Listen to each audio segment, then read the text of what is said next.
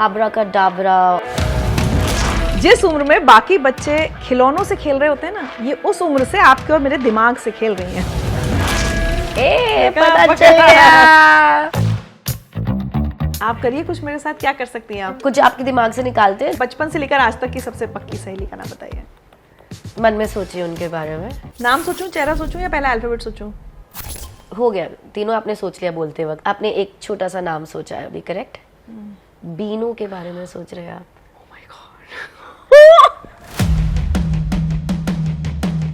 Show के बाद मुझे लोग आके बोलते हैं चोरी हुई है, आप बता सकते हैं चोर कौन है? कोई बीमार है, आप सर पे हाथ रख दो तो वो ठीक हो जाएंगे। कोई बोल रहा है इनमें कोई देवी शक्ति है, कोई बोल रहा है कि ये तो पुनर्जन्म का कुछ तो है, she is a reincarnation of a super soul. कभी ऐसा हुआ है कि स्टेज पर परफॉर्म करते करते गलती हुई हो? ये सोच लिया कि गलती नहीं होनी, तो हम डिलुलू में जी रहे हैं। फ्यूचर कैसे बता सकते हैं? काट भी तो नहीं सकते ना किसी को, लेकिन हम देखते हैं जादू में कोई किसी को काट रहा है फिर उसको जोड़ रहा है। आपने एक बार भी इतनी देर में ट्रिक वर्ड यूज नहीं किया, आपने उसको आर्ट कहा। जी, मेरा कभी इंटेंशन नहीं है किसी को ट्रिक करना, किसी को बुद्धू बनाना हमारा इंटेंशन नहीं है। तो हमने तो कभी नहीं बोला कि हम सच में गा करें, वो भी तो कला ही है। तो मैजिक में हिप्नोटिज्म यूज नहीं करते हैं? आप हिप्नोटाइज नहीं हो सकते अगर आप हिप्नोटाइज नहीं होना चाहते। जादू ऐसी चीज नहीं है जो आप कर सकते हो। Magic has to be learned. मुझे हमेशा लगता है कि मैजिक हमारे देश में एक कला नहीं, एक परंपरा है। बहुत बड़ा विवाद हुआ था, धीरेन्द्र शास्त्री से आपकी बराबरी की गई थी कि वो भी पर्ची निकाल रहे हैं, आप भी पर्ची निकाल रही हैं। वो एक धर्म रक्षक है, मैं एक कलाकार हूँ, मेरी और मैं कुछ साबित करने नहीं आई हूँ, पर मैं ये हमेशा क्लियर करती हूँ और ये मैं आज भी बोलूंगी कि चमत्कार नहीं है, कला है। विश्वास बहुत बड़ी चीज होती है, मुझे उसको शेक नहीं करना। अगर आपकी जिंदगी एक विश्वास पे चल रही है और अच्छी अगर चल रही है तो उसको बनाए रखिए। मुझे अभी भी यही नॉलेज लोगों को देनी है। मुझे अभी भी लोगों को बताना है कि उनके डर का सबसे बड़ा धंधा बनाया जा रहा है दुनिया में। जिंदगी विद ऋचा में आज जो मेरी मेहमान है वो देखने में तो एक बड़ी प्यारी सी इनोसेंट सी लड़की लगती हैं, लेकिन उतनी इनोसेंट ये है नहीं। जिस उम्र में बाकी बच्चे खिलौनों से खेल रहे होते हैं ना, ये उस उम्र से आपके और मेरे दिमाग से खेल रही हैं। और उस खेल का नतीजा देखिए, वर्ल्ड फिल्म चैंपियनशिप जो जादू और जादूगरों का ऑस्कर माना जाता है, उसको जीतने वाली ये पहली भारतीय बन चुकी हैं। I am so privileged and honoured to welcome Suhani Shah on Zindagi with Richa. Thank you so much यार, मैं अभी भी प्यारी इनोसेंट लड़की हूँ यार। What is this? Looks can be deceptive, आपके ऊपर एकदम फिट होता है ये। It's true.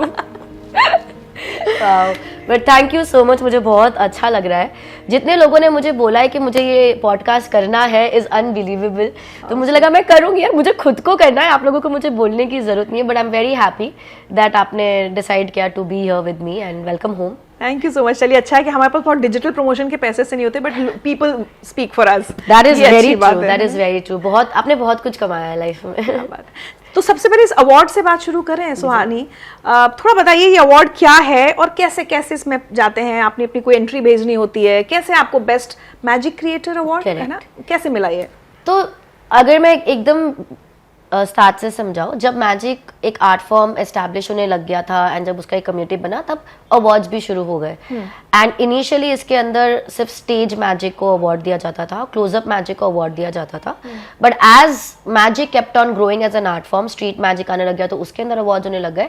And now online magic has become a huge thing. This year they introduced online magic category अच्छा at FISM. So the award we have received is the best magic creator, हाँ, magic creator, but yes. online correct, creator, content creator types, magic creator. So we've got an award for that. So there were like about 5 nominations and we got selected in that. There were 8 people jury. तो इसके लिए मुझे कुछ usually apply करना पड़ता है। आपको apply करना पड़ता है, एंट्रीज भेजनी पड़ती है, कभी वहां कभी नहीं, every time you have to be there and perform दिखाना पड़ेगा इन फ्रंट ऑफ द जजेस। बट बिकॉज ये एक ऑनलाइन कैटेगरी थी, हमको वो करने की जरूरत नहीं पड़ी। अच्छा, सीधे अनाउंस हो गया कि मतलब अपनी कुछ एंट्रीज भेजूंगी, अपने कुछ वीडियोस भेजूंगी? कुछ भी नहीं भेजा मैंने। इनफैक्ट मैं अगर एकदम सच्ची ऑनेस्टली बताऊं तो मुझे ईमेल आया था कि मैं नॉमिनेट हुई हूँ फिज्म के लिए, एंड मुझे लगा ये क्या स्पैम आ रखा है, मैजिशियंस को भी आने लग गए क्या, फिज्म रिलेटेड स्पैम आ रहा है। और मुझे लगा नीचे पैसा मांगेंगे मुझसे कुछ। But but it was legit and I was like wait, मैं फिज्म के लिए नॉमिनेट हुई हूँ एंड मेरे लिए फिज्म is such a far cry, मतलब मेरी सोच में भी नहीं है कि मैं कभी एक फिज्म अवार्ड जीत सकती हूँ, बिकॉज बहुत ही ज्यादा प्रेस्टिजियस है। मैंने कभी अप्लाई भी नहीं किया, ना ही मैंने कभी अप्लाई करने का सोचा मेरी लाइफ में उसके बारे में। तो इट वॉज, मतलब मेरा था ही नहीं दिमाग में। तो जब मैंने ये पढ़ा, मेरे लिए पहले तो अनबिलीवेबल था, फिर जब मुझे लगा कि नहीं ये एक्चुअल में हो रहा है, I am actually nominated with 4 other people, I was very happy. और फिर मुझे लगा ठीक है, पर मुझे ये भी नहीं था कि मैं जीतने वाली हूँ, मुझे बस खुशी हो गई थी कि मैं नॉमिनेट हो गई हूँ गाइज। मैं तो उसमें बहुत ज्यादा खुश हो गई थी, वेरी हैप्पी। बट एंड जब एक्चुअल विनर्स अनाउंस करे, मैं तो सो रही थी, मैं गई भी नहीं थी वहां पर, मैं अनवेल भी थी थोड़ी। इटली में होता है, मैं बहुत अनवेल भी थी और मेरे को ऐसा एक्सपेक्टेशन नहीं थी ज्यादा कि मैं जीतूंगी। Everybody around me were telling me अरे you are the only one and all. I was like guys थोड़े हम्बल रहो, बहुत अच्छे अच्छे क्रिएटर्स हैं। तो जब मुझे अवार्ड मिला, मैं सुबह उठी तो मुझे नोटिफिकेशंस आ रहे थे। आई वाज लाइक ठीक है यार, मैं जिम जा रही थी, मेरे पता नहीं सुबह सुबह, मैं यूजुअली देखती नहीं सुबह फोन, फिर बहुत ज्यादा आने लग गए। फिर एक यूके में मेरे दोस्त, उन्होंने मुझे लगा कंग्रेचुलेशंस फॉर फिज्म, तो मुझे लगा अरे इसको अभी तो नॉमिनेशन के बारे में पता चल रहा है। Oh my God. मेरे लिए इतना अनबिलीवेबल था कि जब हो भी रहा है तो भी मेरे को डाइजेस्ट करने में नहीं हो रहा। एंड देन आई सॉ के मैं एक्चुअली जीत गई हूँ। And then I told my parents, मैंने मेरी टीम को बताया, मैंने मेरे कंसल्टेंट्स जिन्होंने मेरे मैजिक पे काम किया उनको सबको बताया। तो फिर बहुत ज़्यादा खुशी हुई। ऑल्सो मुझे था कि हम कैसे बताएंगे लोगों को कि हमने क्या जीता है, बिकॉज इंडिया में फिज्म पता भी नहीं होगा। बट आई थिंक मीडिया ने मुझे तब बहुत साथ दिया एंड सडनली उन्होंने वो चीज़ उठा ली और मुझे बहुत अच्छा लगा कि एक मैजिक जैसे आर्ट फॉर्म को, जहाँ पर मैं मानती हूँ कहीं भूल चुका है ये आर्ट फॉर्म इंडिया, उसको इतना रिकग्निशन दिया और उसके अवार्ड को इतना रिकग्निशन दिया। I felt very happy about it. मुझे तो से बचपन की ना हमारी यादें हैं कि वो आनंद सरकार का, नहीं पीसी सरकार के जादू ये सब होते थे, जादूगर आनंद भी थे, जादूगर आनंद भी थे। हम लोग, मैं झांसी में पली बड़ी, तो वो सर्कस आता था, जब ये जादू आते थे तो हम लोग बड़ा एक्साइटेड होते थे, देखने जाते थे। अब की जनरेशन के लिए मुझे लगता है वैसे वाले जादू तो अब होते नहीं है। मैंने शुरुआत पर वैसे ही करी थी। मैंने जब जादू करना शुरू करा तो जादूगर आनंद तो मेरे लिए इंस्पिरेशन थे, पीसी सरकार तो तब नहीं थे। But I mean I seen his videos, PC सरकार जी के। तो शुरुआत मैंने भी वैसे ही करी थी, बहुत ही जो ट्रेडिशनल इंडियन जादूगर हम देखते हैं, जहाँ पर हमने ग्लिटर वाले कपड़े पहने, टोपी है, ऐसे पीछे केप है। अगर आप मेरे बचपन के वीडियोस देखोगे, किसी को हवा में उड़ाना, किसी को टुकड़े कर देना, ये सब किया है। मैं वही करती थी। मैं गांव जाती थी, एक गांव में हम जाते थे, एक शहर गांव जो भी जहाँ भी जाते थे, और वहां पर हम 1 महीने तक परफॉर्म करते थे, हर रोज अप टू 3 शोज। मतलब एक दिन में हम 3 शो चलाते थे, 3 घंटे के। एक पूरा कारवां साथ चलता था, 2 ट्रक का सामान है, 30 लोग मुझे असिस्ट करते स्टेज पर, और एकदम ट्रेडिशनल आबरा का डाबरा, और बहुत ही ब्यूटीफुल मुझे लगता था वो करना। अब बिल्कुल छोड़ दिया वो, अब इवॉल्व हो गया है थोड़ा सा मैजिक भी। मुझे वो करना अभी भी पसंद है, लेकिन इट्स जस्ट दैट के आई थिंक 2016 में मैंने एक ब्रेक लिया था, और उसके बाद 2017 में मैंने आई स्विच्ड। तो वो जो हम शोज करते हैं उसे इल्यूजन बोला जाता है, इल्यूजनिस्ट बोलते हैं उनको जो करते हैं। तो मैंने एक इल्यूजनिस्ट से एक मेंटलिस्ट की ओर का एक ट्रांजिशन लिया, तो पूरे शोज बदल गए। क्योंकि जब आप एक मेंटलिस्ट बनते हो, जो मैं अब करती हूँ, यहाँ पे हमें लोग नहीं, असिस्टेंट्स नहीं होते हैं, तामझाम नहीं होता, प्रॉप्स नहीं है, बॉक्सेस नहीं है, it's just me and you. मैं हूँ और मेरे साथ लोग हैं, और लोग ही है जो हमारा या तो प्रॉप बन जाते हैं, असिस्टेंट बन जाते हैं, ऑडियंस बन जाती है, बिकॉज उन्हीं के साथ सारा जादू हो रहा है।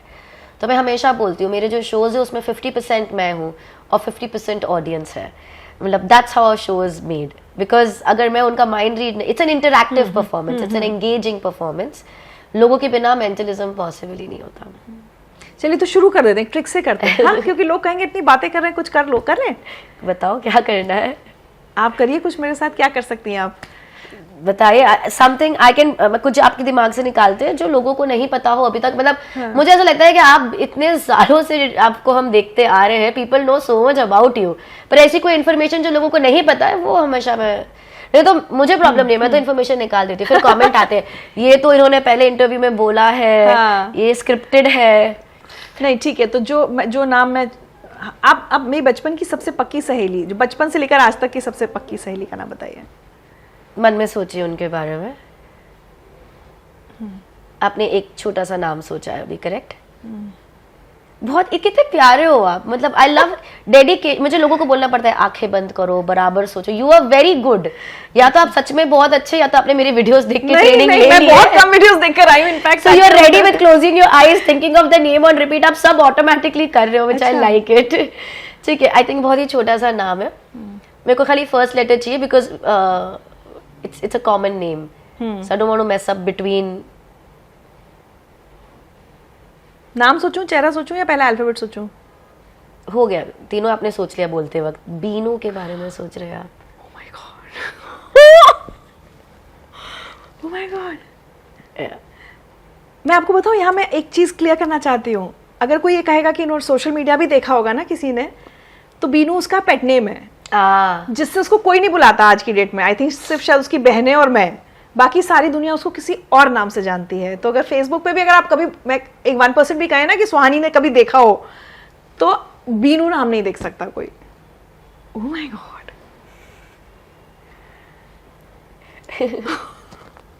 Amazing, I like it. उसके वैसे उसका नाम पारुल है, बट या मैं उसको बीनू बुलाती हूँ आज तक। हाँ, मैं यूजुअली इसलिए बोली फर्स्ट लेटर क्योंकि मुझे होता है ना बीनू, मीनू। हाँ, I didn't want to confuse, तो आई वाज लाइक पहला लेटर अच्छी तरह से जान लेते हैं।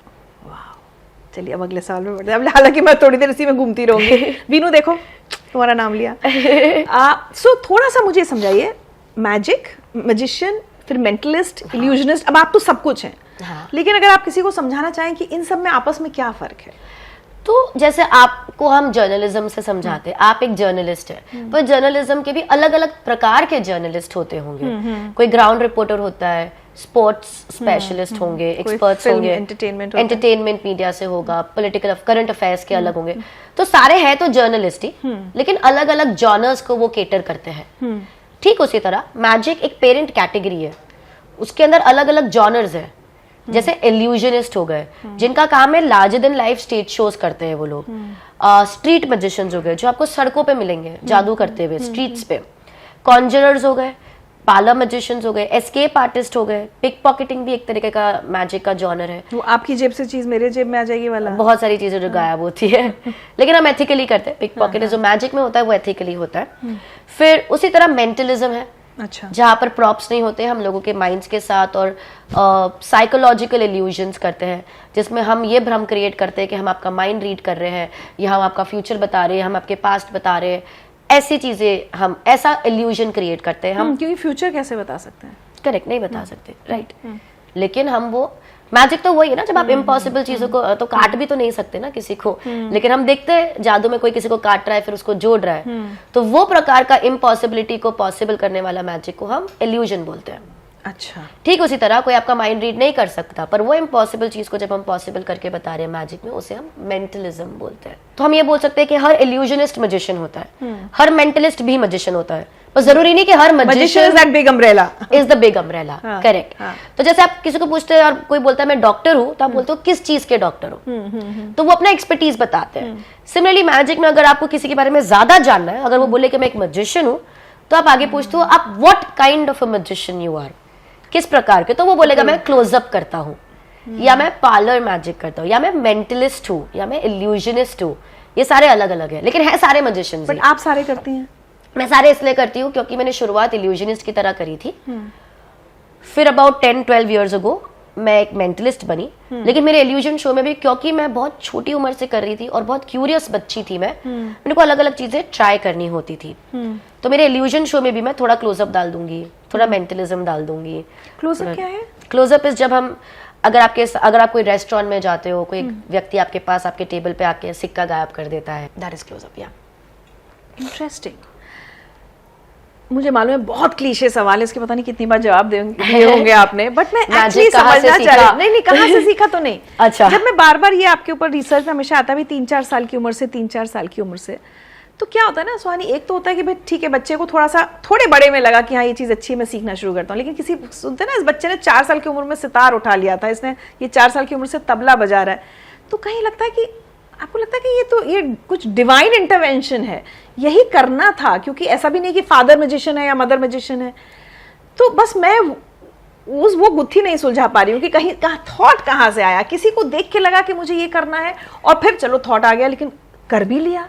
देखो पहली बात तो ये कि मुझे लगता है सभी गॉड गिफ्टेड है, ठीक है। इट्स जस्ट अबाउट कि हम कब जाके वो गॉड गिफ्ट आइडेंटिफाई करके उस पर एग्जीक्यूट कर लेते हैं। कुछ लोगों को पता भी होती है उनकी गॉड गिफ्ट क्या है, पर एग्जीक्यूट नहीं करते उस पर, उनको कुछ और करना हो जाता है। मैं जब 6 साल की थी तब मैंने टीवी पे एक जादूगर को देखा।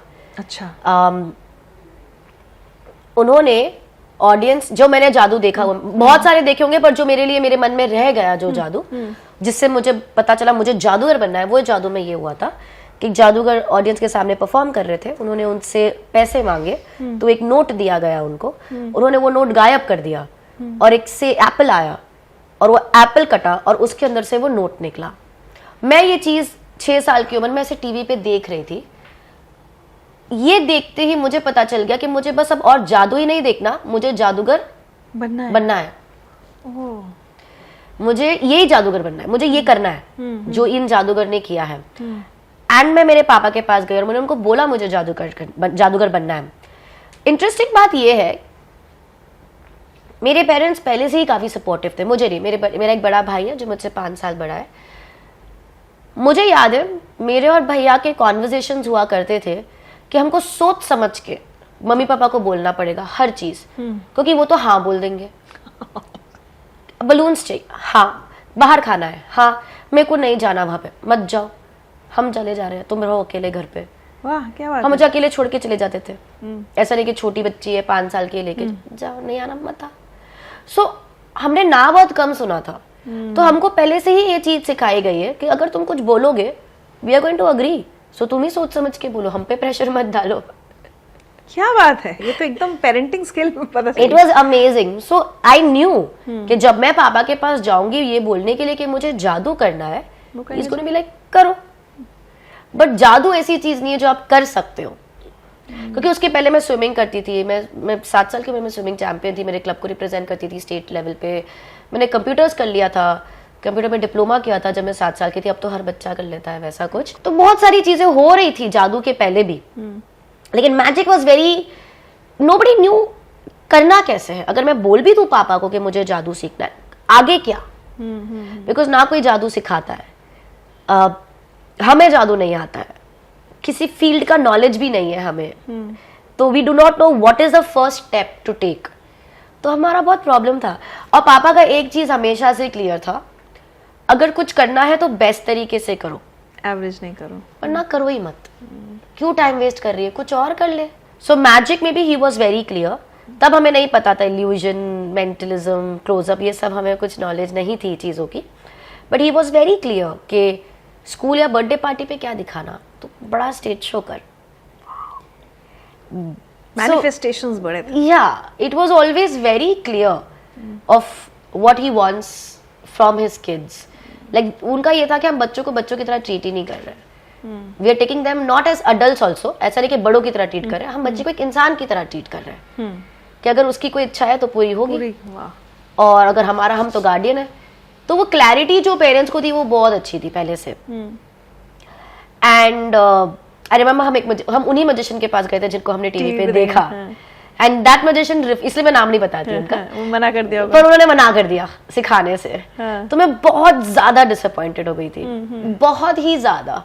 लाइक मैं 6 इयर्स की थी, मेरे पास, मैंने उनसे ऑटोग्राफ लिया था एक नोट पे और वो सब भी है मेरे पास।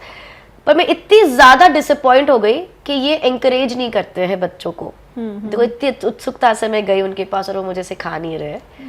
आज आफ्टर सो मेनी इयर्स मैं समझती हूँ, क्योंकि आप मुझे भी कोई आगे बोलेगा तो मैं नहीं सिखाऊंगी। मैंने एक इंटरव्यू में आपको सुना था कि आपने कहा कि मैं नहीं सिखाती, विच इज वो मैजिक की खूबसूरती है। और वो खत्म हो जाएगी, वो खत्म हो जाती है। तो I was very disappointed and was like नहीं सीखना मुझे जादू, अब मैं खुद से कुछ करूंगी।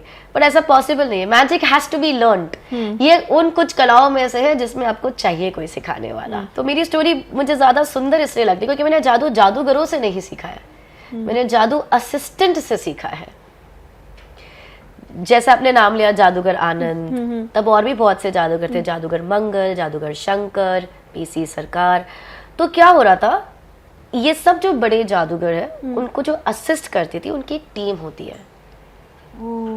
किसी तरह हमें वो एक टीम मिली जिसमें एक फैमिली है, बहुत बड़ी एक्सटेंडेड फैमिली। तो जो मैन ऑफ द फैमिली है वो मेन म्यूजिक और लाइट टेक्नीशियन है, उनकी जो वाइफ है वो मेन लीड है, असिस्टेंट। उनकी जो 2 बहनें हैं वो साइड असिस्टेंट्स है। उनके जो अलग एक्सटेंडेड फैमिली मेंबर्स होंगे वो सेटअप लगाते हैं। फिर बेसिकली ये पूरा एक कारवा इनका फैमिली ही है, ठीक, जो पूरा एक मैजिशियन को असिस्ट करता है। तो क्या होता है कि मैजिशियंस उनको कांटेक्ट करते हैं, उनको बताते हैं ये एक्ट है, ये एक्ट है, ये रिहर्सल, और मैजिशियंस उनको रिहर्स करवाते हैं। अच्छा, And then they अच्छा, become- और ये किसी भी मैजिशियन के साथ काम कर सकते हैं? सिलेक्टेड ही होते हैं। अच्छा, हाँ। बिकॉज ये नहीं ये भी मैजिशियन फैमिली से ही आते हैं, तो उन्होंने भी ये सीखा है, ये पास ऑन ही हो रहा है उनकी भी जनरेशन में। तो ये मुझे हमेशा लगता है कि मैजिक हमारे देश में एक कला नहीं, एक परंपरा है। क्योंकि जिस तरह से ये कला पास ऑन होती आई है इज ब्यूटिफुल।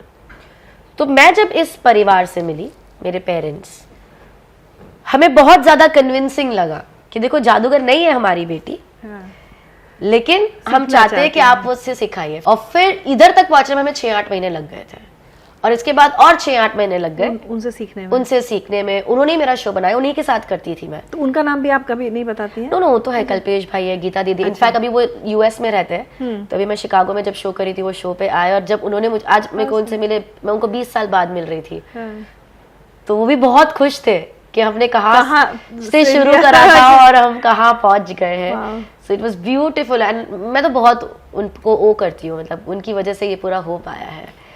तो मैं आज भी जब मैं आज भी स्टेज पे जाती हूँ तो मेरे आज भी रिचुअल्स है जो मैं करती हूँ। मेरे प्रेयर्स होंगे, और भी 2-3 रिचुअल्स होते हैं जो हम करते हैं। और मुझे आज के जब मैं बहुत आर्टिस्ट को मिलती हूँ, मेरी टीम बोलती है यार ये तो, मैंने कहा यार जिससे हमने सीखा है, जब वो आज भी करते हैं तो हम क्यों नहीं कर सकते। अरे it's just deep rooted in your mind.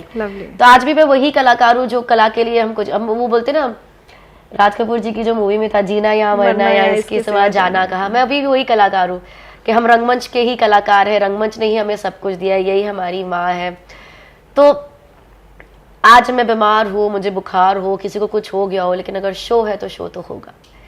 तो शो को मना नहीं कर सकते हम।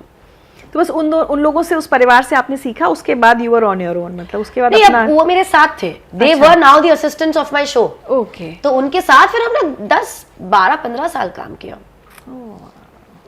फिर वही मेरा कारवा बन गया था। तो जो बोलो कि मेरे, ऐसा ही नहीं है कि वो असिस्टेंट्स मेरे, वो जो फैमिली है वो मेरे सिर्फ असिस्टेंट्स नहीं थी, वो मेरे पहले दोस्त थे, वो मेरे पहले गाइड थे, वो मेरे पहले टीचर थे। They were everything to me. मुझे याद है मैं स्कूल नहीं गई तो कभी मैथ्स का कोई इशू आ गया तो मैं जो मुझे याद है, एक भैया थे जो मेरे कर्टन्स पुल करते थे मेरे शो में, वो 4th तक पढ़े हुए थे। तो मैं उनसे सीखती थी कि भैया मुझे सिखा दो थोड़ा। आपने होम स्कूलिंग की है ना? स्कूल बिल्कुल स्कूल की ही नहीं है मैंने। हाँ, मतलब इसको होम स्कूलिंग बोलते हैं कि घर पे बैठ के पढ़ लिया, उतना किया? तो टिल 13 इयर्स, जब तक मैं 13 साल की थी तब तक मुझे कुछ नहीं आता था। हिंदी बोलनी आती थी क्योंकि मदर टंग है, शोज में बोल देती थी डायलॉग्स। इंग्लिश थोड़ा बहुत लिखना आता था क्योंकि पहली तक स्कूल गई, लेकिन उसके अलावा कुछ नहीं आता था। इंग्लिश बोल दो, मैथ्स बोल दो, साइंस बोल दो, मुझे ज्योग्राफी कुछ नहीं पता, और जरूरत भी नहीं लगी क्योंकि हम अपने, मेरी दुनिया ही इतनी थी, मेरा शो, मेरे लोग, मेरा काम, बस। तो जब मैं 13 साल की थी तब करीबन 6-7 साल हो गए थे शोज करते करते, और एक्सपीरियंसेस बहुत ज्यादा अमेजिंग हुए थे। जैसे मुझे याद है मैं कानपुर में शो कर रही थी, शो के बाद मुझे लोग आके बोलते एक चोरी हुई है, आप बता सकते हैं चोर कौन है। फिर ऐसे बहुत इंसिडेंट्स होते थे, शो के बाद लोग आके मिल रहे हैं और वो बोल रहे हैं कि कोई बीमार है, आप सर पे हाथ रख दो तो वो ठीक हो जाएंगे। कोई बोल रहा है इनमें कोई देवी शक्ति है, कोई बोल रहा है कि ये तो पुनर्जन्म का कुछ तो है, she is an reincarnation of a super soul. बहुत सारी प्रॉब्लम्स लेके मेरे पास लोग आ रहे हैं कि मैं जादू से ठीक कर दूंगी, क्योंकि लोगों के लिए भी विश्वास करना कि 9 साल की लड़की, 8 साल की लड़की हवा में उड़ रही है, गायब हो रही है, ये हो रही है। तो हमारे देश में मैजिक, साइंस, आर्ट, रिलीजन, इन सब के अंदर का डिफरेंशिएशन बहुत कम है कि चमत्कार क्या है, जादू क्या है, रिलीजन क्या है, स्पिरिचुअलिटी क्या है, ये सब बहुत कंबाइन हो गए कहीं ना कहीं चीजें। तो आई फील लाइक लोग ऐसे ऐसे सवाल लेके मेरे पास आते थे जब मैं 8 साल की हूँ, 9 साल की हूँ, 11 साल की हूँ। और मैं उनको देख के सोच रही हूँ यार ये तो बड़े लोग हैं, ये तो समझदार है, इनको तो पता होना चाहिए ना जो मैं कर रही हूँ वो एक कला है। And then slowly I realise कि नहीं पता है लोगों को, और बिलीफ सिस्टम कैसे काम करता है, और किस तरह से जो बोल रहा है व्यक्ति कि यार इनके सर पे हाथ रख दो ये ठीक हो जाएंगे, असल बात तो ये है कि जब मैं हाथ रखूंगी तो वो एक्चुअल में ठीक होंगे भी, उनको बेटर फील होगा भी, क्योंकि उन्होंने इतना विश्वास उस चीज में डाल दिया है। Placebo effect. तो जो चीजें लोग साइकोलॉजी की क्लास में पढ़ रहे थे वो मैं रियल लाइफ एक्सपीरियंस कर रही थी। कभी कभी तो मैं कुछ ऐसे बोल देती थी तो बोला देखो इन्होंने बोला इसलिए हो गया। एक स्टंट ये होता था जहां पर हम अगले दिन की हेडलाइंस पहले ही प्रिडिक्ट करेंगे। तो हम एक एनवेलप में लिख के हम उनको पहले ही हैंड ओवर करते थे, फिर वो उसको लेके शो पे आते थे और वो सील उसी वक्त ओपन होती थी एंड हम बताते थे कोई ये हमने कल दिया था और ये आज की हेडलाइंस हमने प्रिडिक्ट करी है। अब हम ऐसे स्टंट्स करते थे। सो फॉर पीपल ये तो भविष्य जानती है, इसको तो पता है लॉटरी पे क्या टिकट के नंबर आने वाले हैं। So I think that all went to my father asking me to write a book. But problem ये हो गई थी जब मैं 13 साल की थी कि पापा चाहते तो है कि मैं किताब लिखूं और मुझे तो अच्छा भी लगेगा लिखने में, पर लिखना कैसे आता है, मुझे लिखना आता ही नहीं था। फर्स्ट के बच्चे ने जितना पढ़ा है बस उतना ही पढ़ा है। करेक्ट। और इंग्लिश में लिखना आता था, हिंदी तो लिखना भी नहीं आता था, पर बोलती मैं हिंदी में थी। तो 13 साल की उम्र में पहली बार वो कमी महसूस हुई। तो जब कमी महसूस हुई तो उस पर वर्क कर लिया। तो पूरे साल मैंने इंग्लिश, मैथ्स और साइंस पढ़ा, ये 3 सब्जेक्ट्स मैंने पढ़े। एंड 14 पे मैंने किताब लिखना शुरू करा। मैंने 14 पे ख़त्म भी कर दी वो किताब लिखना, लेकिन मुझे वो इतनी अच्छी नहीं लगी। फिर मैंने 50 वापस किताब लिखी, उसी को बेटर की मतलब, और 15 पे मैंने किताब लिखी, वो रिलीज हुई बाय जैको, और फिर वो बहुत अच्छी करी किताब। बट सुहानी आप नॉर्मल चाइल्ड तो नहीं हो फिर, मतलब कुछ तो एक्स्ट्रा ऑर्डिनरी जिसको हम लोग कहते हैं कि कुछ तो अलग हमेशा से रहा। कभी ये थॉट खुद के मन में नहीं आया कि एकदम आम बच्ची तो मैं नहीं हूँ, इसका मतलब, या नहीं थी कभी? जब आप वहां से देख रहे हो तो आपको लग सकता है, बट मैं तो वही जी रही हूँ। मतलब for me this is my normal. मतलब मुझे लगता है कोई पूछता तो जादू कैसे कर लिया आपने बचपन में, तो मुझे तो याद है कि 6 महीना करी थी प्रैक्टिस, इसलिए कर पाई।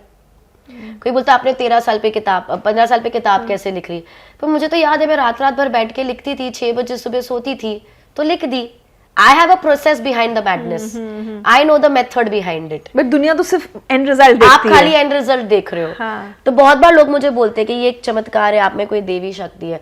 बुरा नहीं लगता मुझे, लेकिन मुझे ये भी लगता है कि जब कोई ऐसे बोलता है तो वो मेरी मेहनत ले जा रहा है। Like you are not respecting my hard work. मैंने बहुत मेहनत करी है मेरे हाँ, कोई कहे अरे you so lucky, you blessed, ये वो, तो फिर ये हो जाएगा कि मैंने क्या, या मैं आपसे कहूँ यू बॉर्न इंटेलिजेंट। हाँ, तो ऐसा नहीं है कि मैं नहीं मानती, मुझे लगता है सब लोग बहुत टैलेंटेड है। मैं अपने आप को वो ऐसा नहीं है कि मैं अपने आप को नीचे दिखा दूं कि भाई नहीं मेरे में नहीं है talent. I am not saying that. मुझे लगता है यार भगवान ने सबको इतना अच्छा बनाया है, मुझे भी बनाया है। इतना मुझे कुछ वो नहीं है कि नहीं मेरे में कुछ नहीं है, पर सब में होता है, is what I am trying to say. And what मेरे को लगता है बहुत बार जब जैसे आप बोल रहे हैं तो सेम थिंग कि यू कैन सी, क्योंकि शायद मैंने जो मैंने पाथ बहुत अनकन्वेंशनल पकड़ा। जादू हमारे देश में कोई करते हुए देखते नहीं है लोग, तो मैंने जादू जैसा, लड़कियां तो है ही नहीं, सो एक अनकन्वेंशनल पाथ पकड़ लिया, मेल डोमिनेटिंग फील्ड भी पकड़ ली। और ये फील्ड इतनी ज्यादा मिस्टीरियस है कि इसके पीछे लोगों को ज्यादा जानकारी भी नहीं है चीजों के बारे में। तो शायद कॉम्बिनेशन ऐसे बने वेयर पीपल स्टार्ट थिंकिंग कि ये तो देवी शक्ति है या स्पेशल है या whatever. But for me I feel like as much as everybody is blessed, even I am, but मैंने बहुत मेहनत भी करी है। मुझे याद है किस तरह से मैं मम्मी पापा रात भर दिन रात या तो काम कर रहे हैं या तो पढ़ाई कर रहे हैं या तो कुछ कर रहे हैं। It has taken a lot to be here. एक मैसेज सुनवाते हैं आपको। ओके। सुहानी के बचपन की बहुत सी यादें हैं मेरे साथ। जब वो 3-4 साल की थी तभी से उसे सीखने की बहुत धगस थी। उसका 5 साल बड़ा है। वो एक दिन टेबल सीख रहा था तो सुहानी मेरे पास आई और कहने लगी डैडी मुझे भी टेबल सीखना है। मैंने कहा जब तू बड़ी हो जाएगी तो तब तू भी सीख लेगी। उसने कहा नहीं डैडी मुझे सिखाओ। उसने बहुत मुझे इंसिस्ट किया तो मैंने उसे 2 का टेबल सिखाया। 2 1 जा 2, 2 2 जा 4, 2 3 जा 6, 2 4 जा 8। तो उसने कहा कि डैडी ये होता कैसे है। मैंने उसको कॉन्सेप्ट समझाया कि 2 1 जा 2, फिर 2 ऐड करो, 2 2 जा 4 और 2 ऐड करो, 2 3 जा 6 और 2 ऐड करो, 2 4 जा 8। That's true. उसने 2 के टेबल का पूरा कॉन्सेप्ट समझा और थोड़ी देर के बाद में वो मेरे पास 10 तक के टेबल लिख के आई।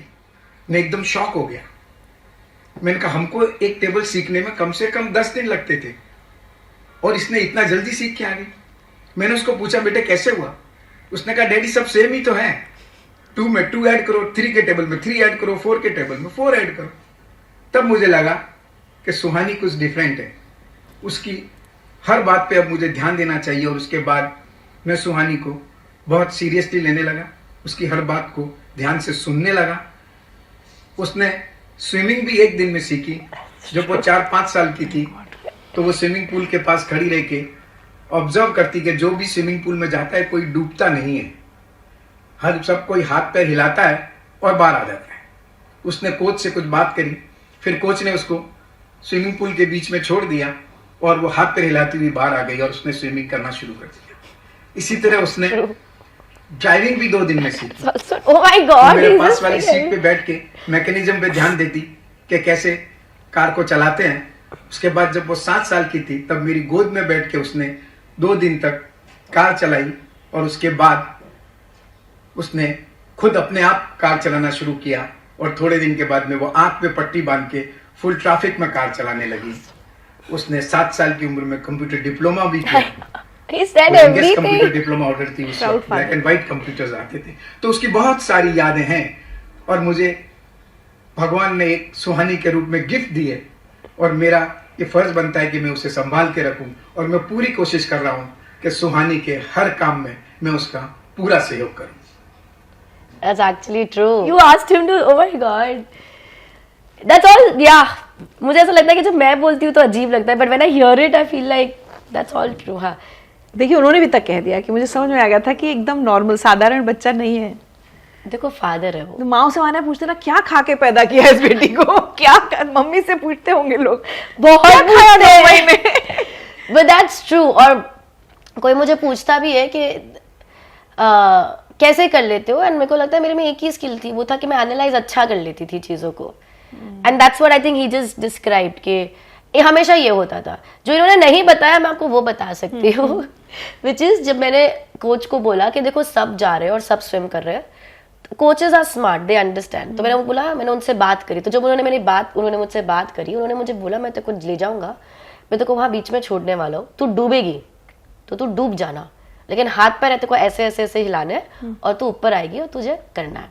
तो पहले उन्होंने मुझे बता दिया हैंड मूवमेंट की, मैंने बहुत प्रैक्टिस करी लेग मूवमेंट की, और वो मुझे लेकर गए एंड बीच पूल में उन्होंने मुझे छोड़ दिया और मैं डूब गई, बट उन्होंने आए नहीं वापस वो। मैं डूबते डूबते ही ऊपर आई, फिर मैंने क्रॉस कर लिया। गाड़ी भी जब मैंने 1 दिन में चलाई थी तो पहले मैंने एक बार कराया एक्सीडेंट, एक बार मैंने एक रिक्शा को ऐसे बैंग कर दिया, फिर मैं सीख गई। So I like how he is not told that. कमियां नहीं होता है। हाँ, बट होता है ना एक बार आप वो कर लेते हो and then you understand it, but that is all true.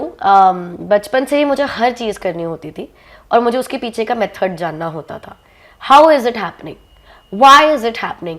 सो जो बच्चा क्वेश्चन करता है, इनक्विजिटिव माइंड जिसको हमारे, and I feel my parents answered. वाह, तो कोई मुझे बोलता है डिफरेंट क्या हुआ, मैं ये बोलती हूँ उनको, हर सवाल, बच्चा सवाल पूछता है, मेरे बाबा आपने जवाब दिए, क्या बात है। हर बार जवाब दिए। I can't tell you Richa ji, मैं एक ही सवाल 10 बार पूछ लूं ना, इरिटेशन ही नहीं है 10वीं बार में भी, सेम पेशेंटली मुझे वो जवाब मिलता था। आई रिमेम्बर वो होर्डिंग चेंज होते रहते थे मेरे घर के बाहर के, ये क्यों आ गया, ऐसा कैसे आ गया, कब चेंज किया होगा, क्यों चेंज किया होगा, हमने देखा ही नहीं, ऐसे कैसे इतनी जल्दी कैसे चेंज हो सकता है, कल शाम को तो देखा, अभी सुबह कैसे चेंज हो गया। I have asked questions and I have every time gotten an answer. ये तो मैं बेसिक चीजों की बता रही हूँ मैं आपको। इमेजिन लाइफ के जब पूछती होंगी, जब फाइनेंशियल कॉन्वर्सेशंस होते थे टेबल्स पे, तो मुझे और भैया को बैठाया जाता था, हमारे ओपिनियन लिए जा रहे हैं, हमारे पास नहीं है ओपिनियन, हम कुछ भी बोल रहे हैं, बोलो, doesn't matter. We were made to feel that we are important human beings, whether you give an opinion that we are going to use or not, doesn't matter, पर ओपिनियन तो होनी चाहिए ना। हमारी क्यूरियोसिटी को फीड किया गया, हमारी क्यूरियोसिटी को सप्रेस नहीं किया गया, एंड आई थिंक वो बहुत इंपॉर्टेंट होता है। तो मुझे लग रहा है, देखिए इंटरव्यू के लेने में सुहानी का आई थी, लेकिन कितने इंपॉर्टेंट पेरेंटिंग स्किल्स पता चल रहे हैं जो उनके माता पिता को सारा क्रेडिट जाता है। आई थिंक वो भी होने चाहिए थे यहाँ पर। 100%। कितनी अमेजिंग चीजें हैं, और हम में से हर कोई जो पेरेंट है वो अगर ऐसा कर पाए, देखिए सुहानी जैसी बेटी चाहिए ना, तो माता पिता भी फिर वैसे बनने पड़ेंगे। That is true. मैं तो पूरा श्रेय देती हूँ मेरे माता पिता को, बिकॉज इतना ढंग से परवरिश करिए ना। और देखो कंप्लेन सबको होती है, ऐसा नहीं कि मैं बोलती हूँ कि मेरे को मम्मी पापा से कंप्लेन है, हम तो आज भी लड़ते हैं, आपने ये कर दिया वो कर दिया, बट जो राइट चीजें देनी होती थी ना, क्या जो समझ, आज डिसीजन मेकिंग प्रॉब्लम नहीं होती मुझे और भैया को, बिकॉज हमको बचपन से डिसीजन लेने Confidence को दिया बोला गया। है। हाँ, even if I take a wrong decision, you take it, make it right. But ऐसा होता है ना कि कभी डर लगता है कि मैं गलत डिसीजन ना ले लूं, उसके लिए हम डिसीजन ही ना ले, वो चीजें कभी नहीं हुई लाइफ में। आप लोग हमेशा एक वेल ऑफ फैमिली थे, है ना? मतलब ऐसा नहीं था कि पैसों की कोई दिक्कत कभी ऐसे। देयर हैव बीन इश्यूज, वो अप्स एंड डाउन्स चलते रहते हैं, अच्छा। So that was always there. बहुत ही सिंपल फैमिली है, ऐसा नहीं है कि जब मैं सोचती हूँ, मैं कहानी अगर मैं देखती हूँ कि ये अगर ये मूवी है तो ये कैसे शुरू हो रही है, तो जो मुझे पहला सीन दिखता है वो एक बहुत ही सिंपल साधारण घर है, एक बिल्डिंग है जिसके अंदर बहुत सारे घर है, उसके अंदर एक घर है जिसके माँ बाप के 2 बच्चे हैं और दोनों बच्चे स्कूल जा रहे हैं। ऐसे ही एक बहुत सिंपल साधारण सी कहानी शुरू होती है, विजुअली एनिमेशन जैसे देखा ना, वैसा ही है। और उदयपुर बस- में घर में नहीं, अहमदाबाद में। तो बस मैं घर वैसा ही देखती हूँ, पर उसके बाद जो चलन चला, the way the upbringing happened, my brother, मेरा भाई भी national level badminton table tennis player रह चुका है, स्टेट लेवल बैडमिंटन प्लेयर रह चुका है, even as he was excelling in what he was doing. तो हम सब अच्छा ही कर रहे थे। एंड जस्ट फिर जो उतार चढ़ाव फैमिली में भी आए, बिजनेसेस में भी आए, क्योंकि parents had to look into my work a lot.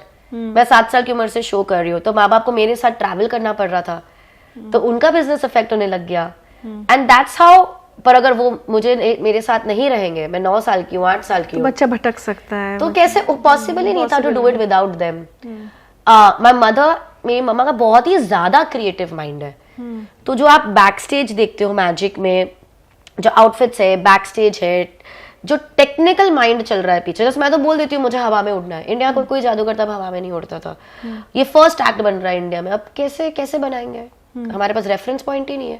That act was created by my mother and she is not a magician. बैठ रही है कारपेंटर्स के साथ, टेक्नीशियंस के साथ, समझ रही है, ड्राफ्ट्स बना रही है, डायग्राम्स बन रही है कि ऐसे होगा, ऐसे होगा, ये मैकेनिज्म चलेगा।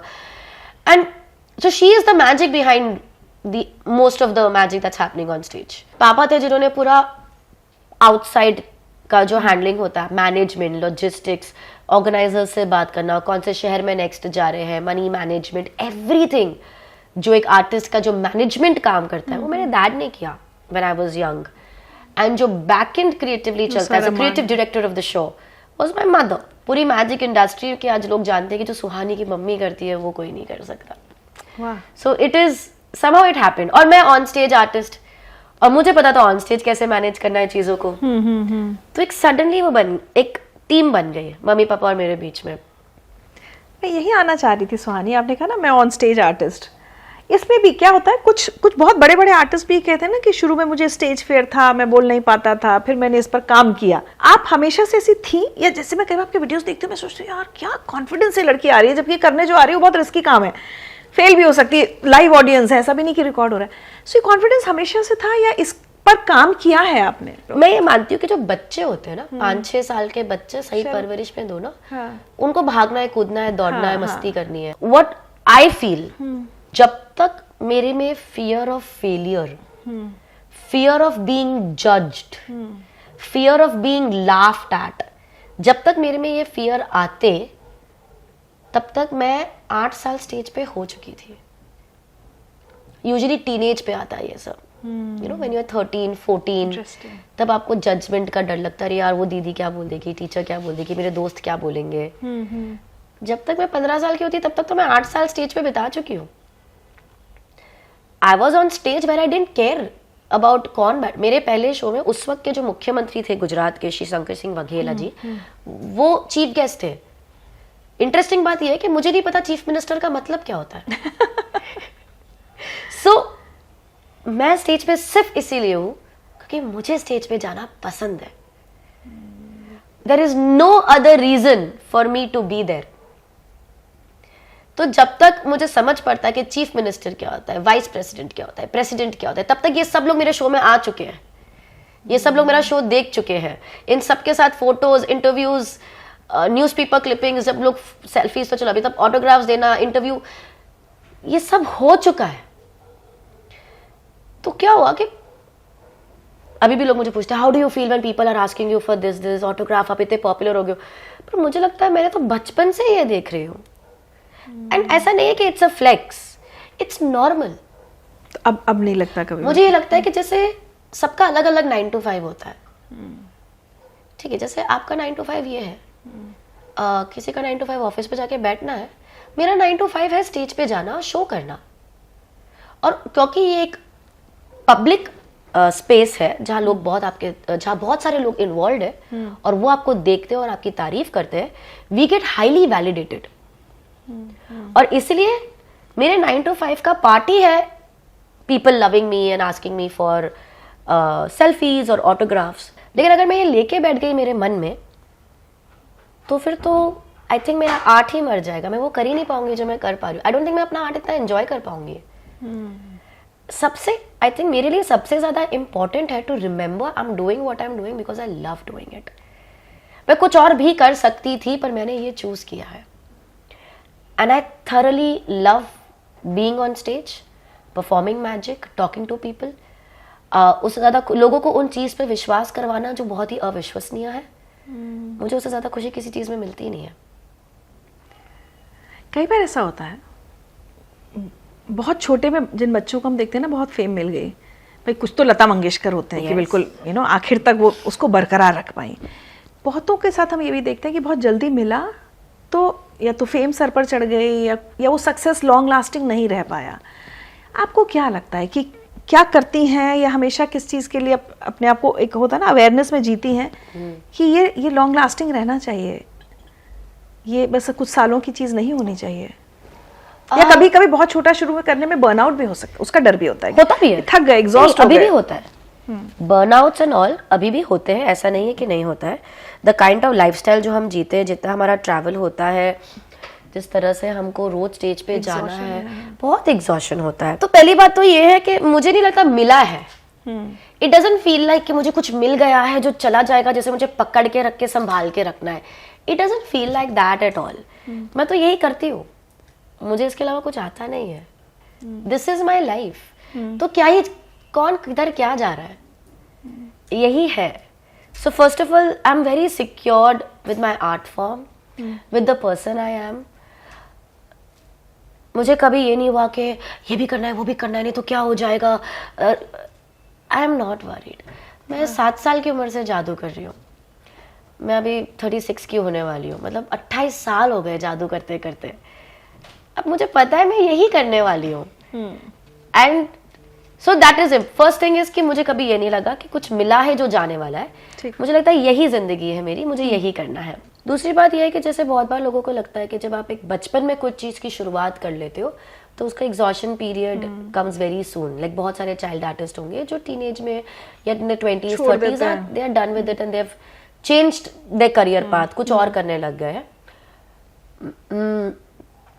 जब मैं मैजिक कर रही थी, मेरे साथ भी ऐसा, magic became a lifestyle, it was not something I was doing. Magic काम नहीं है, वो जिंदगी है। मैं रोज शोज करती थी, जैसे आप रोज खाना खाते हो वैसे मैं रोज शो कर रही हूँ। सो स्टेज पे जाके परफॉर्म करना लाइफस्टाइल है अब। पर मेरे पास दिन में बहुत टाइम होता था तो मैं दूसरी चीजें ट्राई करती रही, जैसे किताबें लिख दी, स्पीचेस देने लग गई, वर्कशॉप्स करने लग गई, बहुत सारी दूसरी चीजें करने लग गई थी टू सी। क्योंकि ये थॉट पापा मम्मी और मेरे दिमाग में आया था कि बिकॉज मैजिक बचपन से शुरू करा है, ऐसा भी तो हो सकता है कि कुछ और करना हो और हमने रोक दिया हो बच्ची को। तो I delved into many other things. Scuba dive किया, मैं बहुत सारे स्पोर्ट्स खेलती हूँ, मैं लिखती, बहुत सारी चीजें करी जस्ट टू मेक श्योर कि अगर किसी और चीज में इंटरेस्ट है तो फिर मैं वो कंटिन्यू। कोई डाउट है अगर तो इसको छोड़ सकते हो। बट आई टेल यू, बीच में मैंने एक क्लिनिक चलाया था। क्लिनिक एज एन एक सेंटर था जहाँ पर people used to come and meet me in Goa. जैसे पहले जब मैं शोज करती थी तो लोग मुझे पूछते थे कि क्या आप हमारी बीमारी ठीक कर सकते हो, ये ठीक कर सकते हो। तो मैं उनको, पहले तो मैं मना कर देती थी, फिर धीरे धीरे जब मैं भी बड़ी हुई तो मैं उनको समझाने लग गई कि देखो ऐसा कुछ नहीं होता, ये सब आपके मन में है, आपका विश्वास इस तरह से वर्क करता है, यू नीड टू, आपके सब समझाती थी डिपेंडिंग ऑन द इशू। फिर मेरे एक्सप्लेनेशंस बढ़ने लग गए, मोटिवेशनल टॉक टाइप हो गया। एग्जैक्टली। और मैं उसको, फिर मुझे लोग बुलाने लग गए आफ्टर माय बुक रिलीज के बाद तो काफी लोग, कंपनीज वगैरह ऑफिशियली बुलाने लग गई लेक्चर्स वगैरह के लिए ऑन द बुक।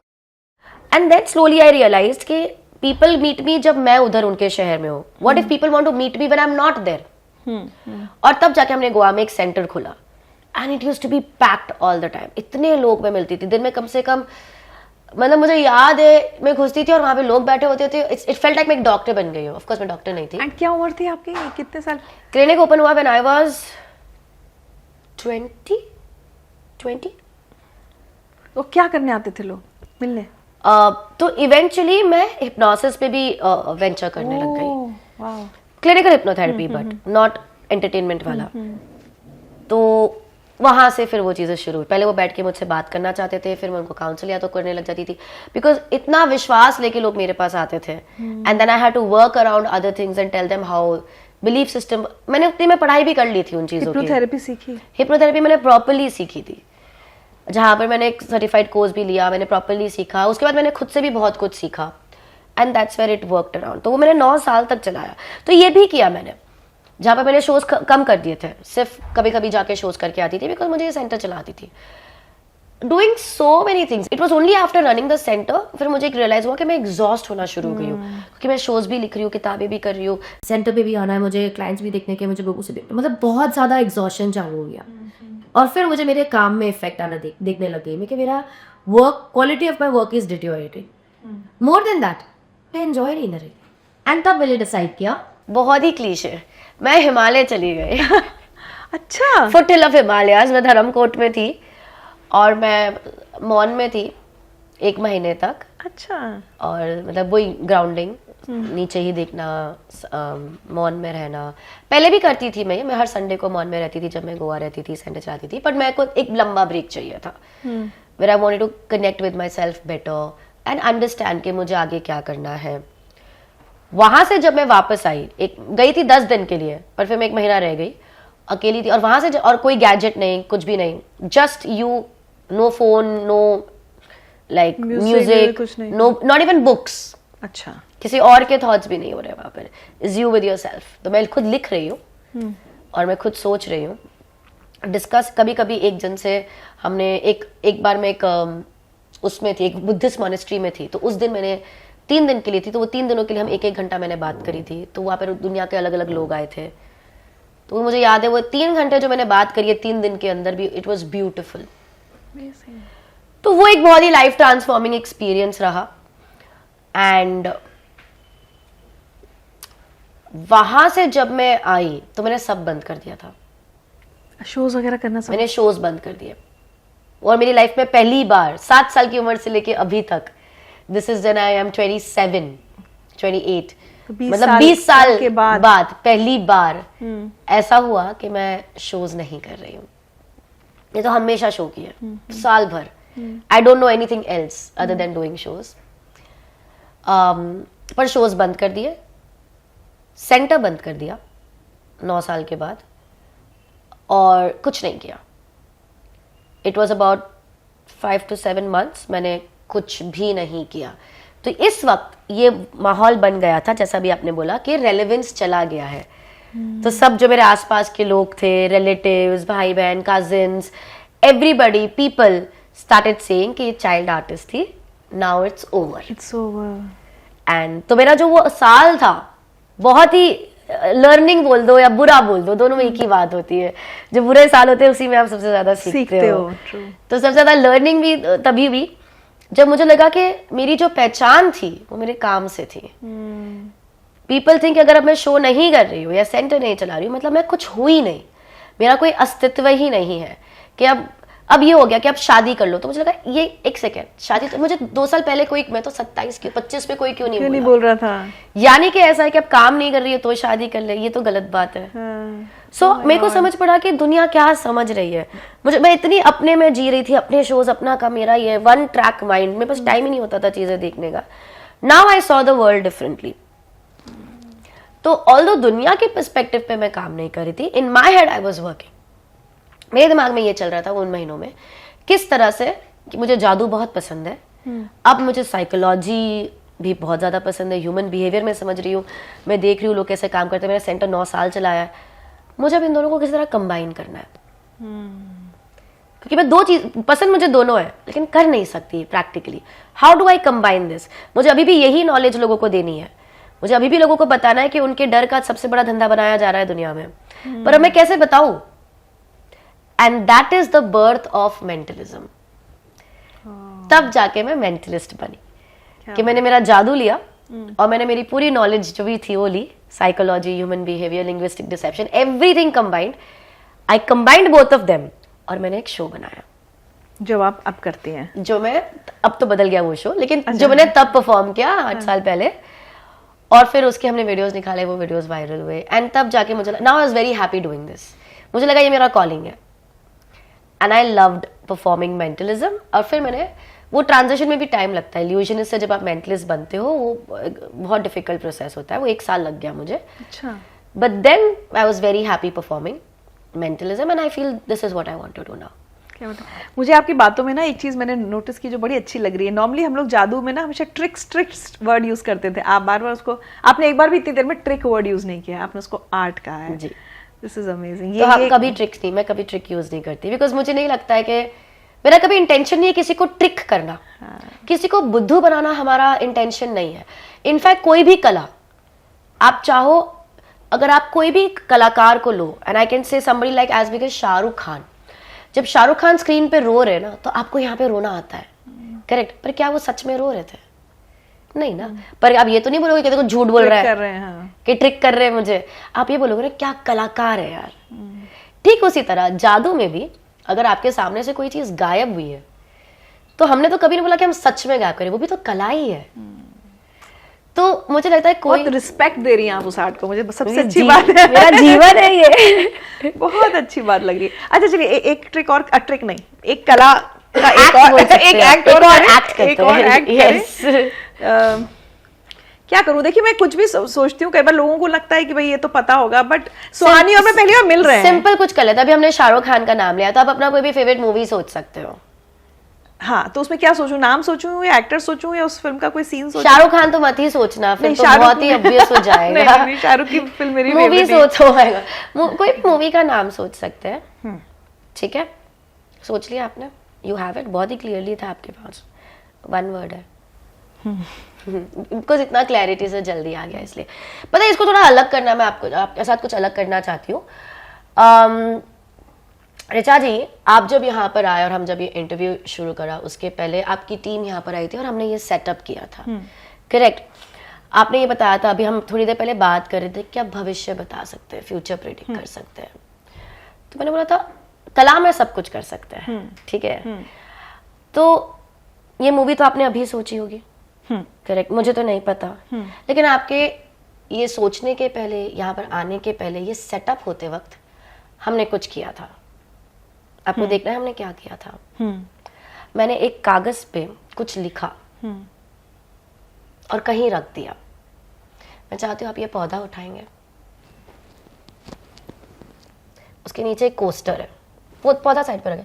अब कोस्टर ओके ले उठा लीजिए. उसके नीचे कुछ तो लिखा है.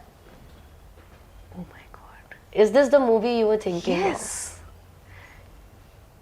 आनंद मेरी हमेशा बचपन से आज तक मेरी एक ही फेवरेट मूवी है. मैं और किसी मूवी को फेवरेट मूवी कहती नहीं हूँ. ओह माय गॉड, मुझे ना अजीब अजीब सा हो रहा है. Yes, my favourite movie. But अच्छा, मैंने देखा नहीं आपने कब लिखा. ओह यार, कैसे करते हो यार. और ये चीज मैंने बहुत ज्यादा जगह, मतलब कहीं से बोला भी नहीं है. मुझे नहीं लगता मैंने कहीं बोला है. पर आप तो कोई और मूवी भी सोच सकते थे. अच्छा नहीं, फेवरेट है. मेरी फेवरेट एक ही है. अगर आप ये बोलते कि रैंडम कुछ भी सोचो तो अलग बात है, बट मेरी फेवरेट मूवी आनंद है हमेशा से.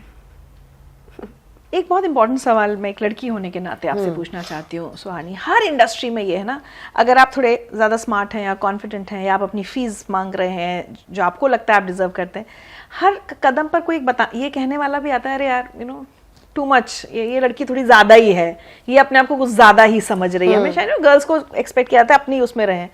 ये एक्सपीरियंसेस कितनी बार हुए कि जहाँ लोगों को लगा नहीं you don't deserve this much?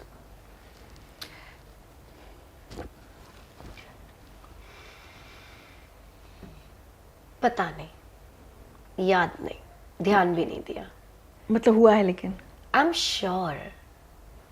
Am sure हुआ है, लेकिन मेरा फोकस इतना ज्यादा है ना अपने आप पे और काम पे कि अगर किसी ने बोला हो ना कि इतना थोड़ी होता, मत करना जान, आगे बढ़ जाओ।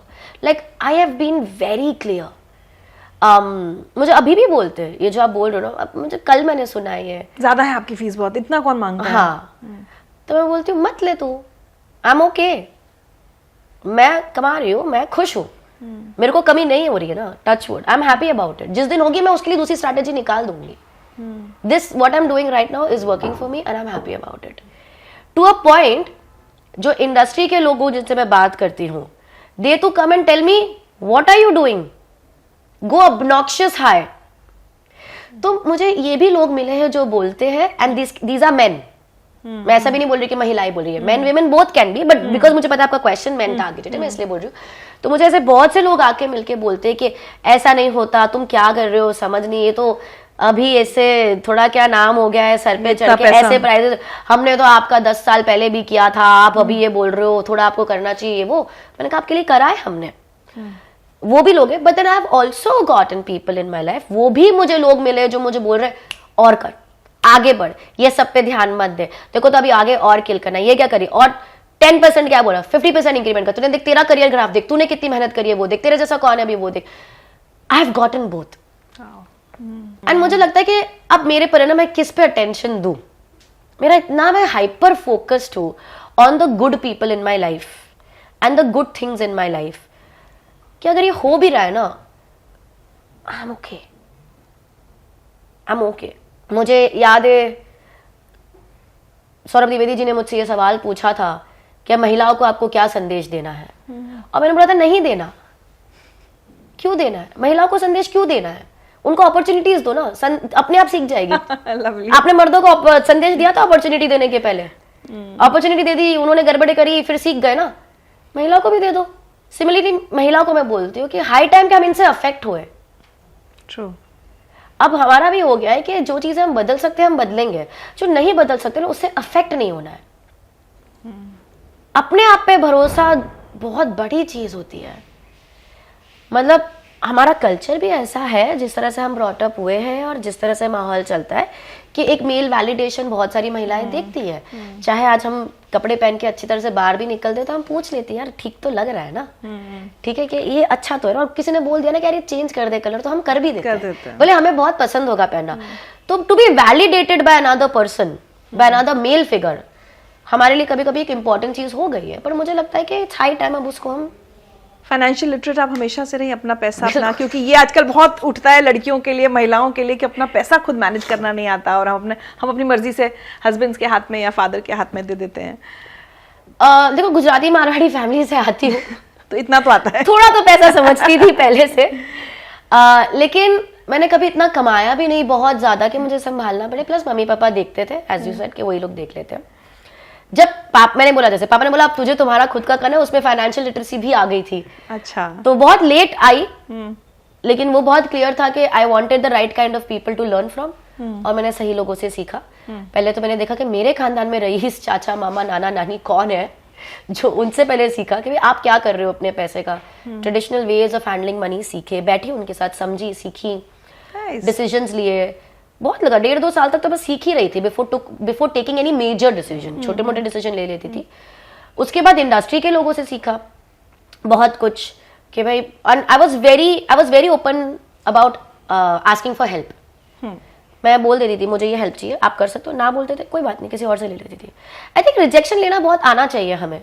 यूजुअली लोगों को, महिलाओं ने, लोगों को ही रिजेक्शन लेना बहुत डिफिकल्ट हो जाता है। मैं पूछूंगी और वो मना कर देंगे तो क्या होगा? करेक्ट। मेरे को ऐसा लगता है कभी कभी हमें ऐसी चीजें करनी चाहिए जहां हमको शायद पता भी हो कि ना आने वाला है, और मैंने करी है। हाँ, मुझे लगता है कि मुझे ये अफसोस नहीं रहेगा कि मैंने ट्राई नहीं किया या मैंने पूछा नहीं। करेक्ट, मैंने पूछा ना आया। ये तो है। सेकंड पार्ट ये भी हो जाता है, आप जब ना लो लेना सीखते हो ना, आपका कॉन्फिडेंस बढ़ता है। हाँ।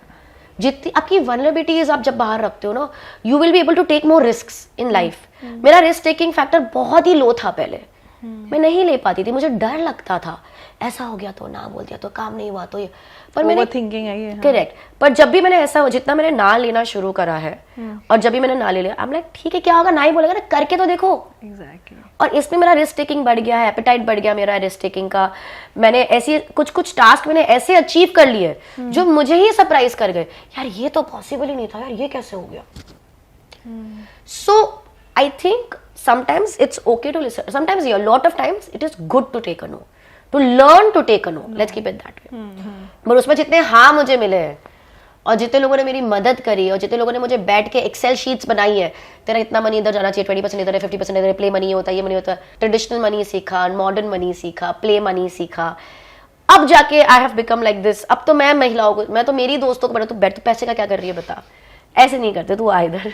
तो मुझे यंग लड़कियां करते बहुत चली, मैं एकदम फाइनेंशियल इलिटरेट हूँ तो मैं अपनी बेटी को कहती हूँ कि मेरी जैसी मत बनना इस मामले में। नहीं आप बैठो मेरे साथ इसके बाद 1 घंटा। अब तो रिटायरमेंट का टाइम आ रहा है, नहीं, नहीं, फिर भी इम्पोर्टेंट है। So for me all my friends out there, I think I have, पहले मैं सबसे सीखी और बहुत अच्छे अच्छे लोगों से सीखी, अब मैं गो टू पर्सन हो गई हूँ सबकी कि भाई तू क्या कर रही है बता मुझे। मैंने कहा आ जाओ, 1 hour सेशन आई टेक। ये हो सकता है अगला करियर मूव। अच्छा ये बताइए, कभी ऐसा हुआ है कि स्टेज पर परफॉर्म करते करते गलती हुई हो, उसको कैसे मैं बहुत बार हैंडल किया? अच्छा अभी भी हो जाती है? बहुत बार। मैजिक एक लाइव आर्ट फॉर्म है, जो भी लाइव आर्ट फॉर्म्स होते हैं उसमें गलतियां कभी भी हो सकती है, म्यूजिशियंस का भी सुर कभी गड़बड़ा जाता है, कभी भी हो सकता है। ये रिकॉर्डेड नहीं है, रीटेक नहीं है, ये लाइव है। आई थिंक द लर्निंग इज कि आप उसको कैसे संभालते हो, एक्सपीरियंस तभी दिखता है। क्या करते हो? पहली बात तो जब स्टेज पे गलती होगी ना, ऑडियंस को नहीं पता चलेगा कि गलती हुई थी। अच्छा। The audience will never know about it. That's the first, क्योंकि हमारे पास इतने बैकअप्स होंगे, प्लस हमने इतना स्टेज टाइम मुझे मिला है लाइफ में और मैंने इतने शोज करे कि नई गलती अगर कोई हो तो मजा आती है, क्योंकि पुरानी गलतियों को कैसे मैनेज करना हमें पता है। अच्छा। फर्स्ट थिंग हमारा ये होता है कि ऑडियंस को पता ही ना चले कि कुछ हुआ भी है। सेकेंड थिंग है अगर पता चल गया है, ठीक है, तो फिर हम उसे कैसे हंसी में निकाल दें, ठीक है। तीसरी बात ये होती है जो मैं हमेशा ही कोशिश करती हूँ और मैं हर आर्टिस्ट को ये बोलती हूँ, मैं स्टेज पर आते ही बहुत कोशिश करती हूँ कि मैं मेरे और मेरे ऑडियंस के बीच की दीवार को मिटा दूँ, ठीक है। मैं चाहती हूँ कि वो मुझे अपना बन के देखे, ना कि चैलेंज होते हुए देखे। A lot of times we challenge our audience। मैं जो करके दिखाऊंगी ना तुमने कभी नहीं देखा है, ये एक चैलेंज। फिर वो भी इसको चैलेंज की तरह लेते हैं, देखना हम पकड़ेंगे। करेक्ट, मेरा ऐसा है ही नहीं कुछ। मैं तो बोलती हूँ अगर 3 शब्दों में गेस नहीं कर पाई ना मैं, तो मैं 2 और मांग लूंगी, ठीक है। कोई रिस्क नहीं लेना मुझे। सो व्हाट हैपेंस इज, एक रिलेशनशिप बिल्ड होती है। अगर कोई और व्यक्ति गलती करता है ना तो शायद हमें कभी हंसी आ जाती है उन पे, पर अगर अपना बच्चा गलती करेगा ना तो हम उसके साथ खड़े होते हैं, अरे कुछ नहीं हुआ, चल चल चल। बस यही फर्क होता है। तो मुझे हमेशा ये है कि मैं आपकी हूँ यार और आप मेरे हो, बहुत पुराना रिश्ता है। तो कोशिश ये रहती है कि उन्हें पता ना चले ताकि उनका एंटरटेनमेंट ना बिगड़े। पता चल गया तो हंसी मजाक में निकाल दे, चलो अगले पे बढ़ते हैं। और अगर वो भी नहीं हो पा रहा तो फिर will make sure that they are with us, you know, they are with us and they understand it, it's a live show. और ऐसा नहीं है कि कभी शो बिगड़ता है, you always have something better coming in next, ठीक है। इनफैक्ट मैजिक में तो कभी कभी ऐसा हो जाता है कि अगर कुछ तो हम जान करके ऐसे प्रिटेंड भी कर लेते हैं कि देखो बिगड़ा है इन मैजिक, और बाद में उसको हम कॉल बैक पे ठीक कर देंगे। लेकिन ऐसा क्योंकि in magic as an art form लोग चाहते हैं कि जादूगर गलती करे। देखो हर आर्ट फॉर्म में आप कभी एक म्यूजिक के शो में जाएंगे, आप नहीं चाहते कि म्यूजिशियन गलती करेगा, आपको दया आ जाएगी। अगर आप कोई डांसर को देख रहे होंगे और उसका एंकल ट्विस्ट हो गया, आपको बहुत ज्यादा सिंपैथी होगी, अरे यार नहीं नहीं नहीं नहीं होना चाहिए था। अगर मैजिशियन से गलती होती है ना, ऑडियंस इज थ्रिल्ड, ए पता चल गया। तो हमारा काम क्या है, ऑडियंस को खुश करना ही तो है, एंटरटेन करना ही तो। They will never forget that moment when the magician has gone wrong. So बहुत बार हम ऐसा करते हैं शो में, मेरा लाइक यार ये तो नहीं हो रहा मुझसे यार, उनको साथ में ले लिया है हाँ, आपने कि अरे यार नहीं हो पाया मुझसे, देख लो अब आप तुम, but will of course make do with it later on. ये सोच लिया कि गलती नहीं होनी इस, तो हम डिलुलू में जी रहे हैं। गलती तो होनी है, 28 साल हो गए स्टेज पर, लेकिन गलती आज भी होगी, कोई प्रॉब्लम नहीं है। बिकॉज अगर हम गलती नहीं कर रहे मतलब हम एक्सपेरिमेंट नहीं कर रहे, हम एक्सपेरिमेंट नहीं कर रहे मतलब हम ग्रो नहीं कर रहे, और अगर हम ग्रो नहीं कर रहे मतलब तो फिर हमारा आर्ट ही अटक तो गया खत्म, है, अटक गए, सब कुछ अटक गया है। So it is important that we keep experimenting, we keep doing new things, newness is mistake, mistakes will happen and that is fine. Amazing. चलिए एक इम्प्रॉम्प्टू करते हैं। बताइए। वैसे तो मेरे सवाल बहुत प्लान नहीं होते, लेकिन अब मेरे मन में एक सवाल है जो अगला आपसे पूछने वाली हूँ। ओके क्या आप बता सकती हूँ सवाल क्या अच्छा, है? सवाल ही मुझे बताया तो आप क्या करोगे? अभी सवाल भी मैं बता दूंगी तो मतलब मैं बता दूंगी कि हाँ मेरे मन में यही सवाल था अगला। ठीक है, सवाल मन में सोचिए।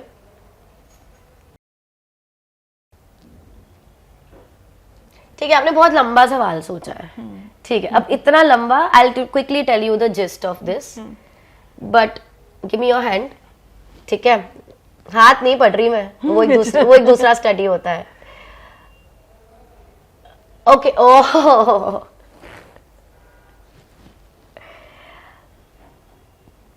ये सवाल है अंधविश्वास के बारे में।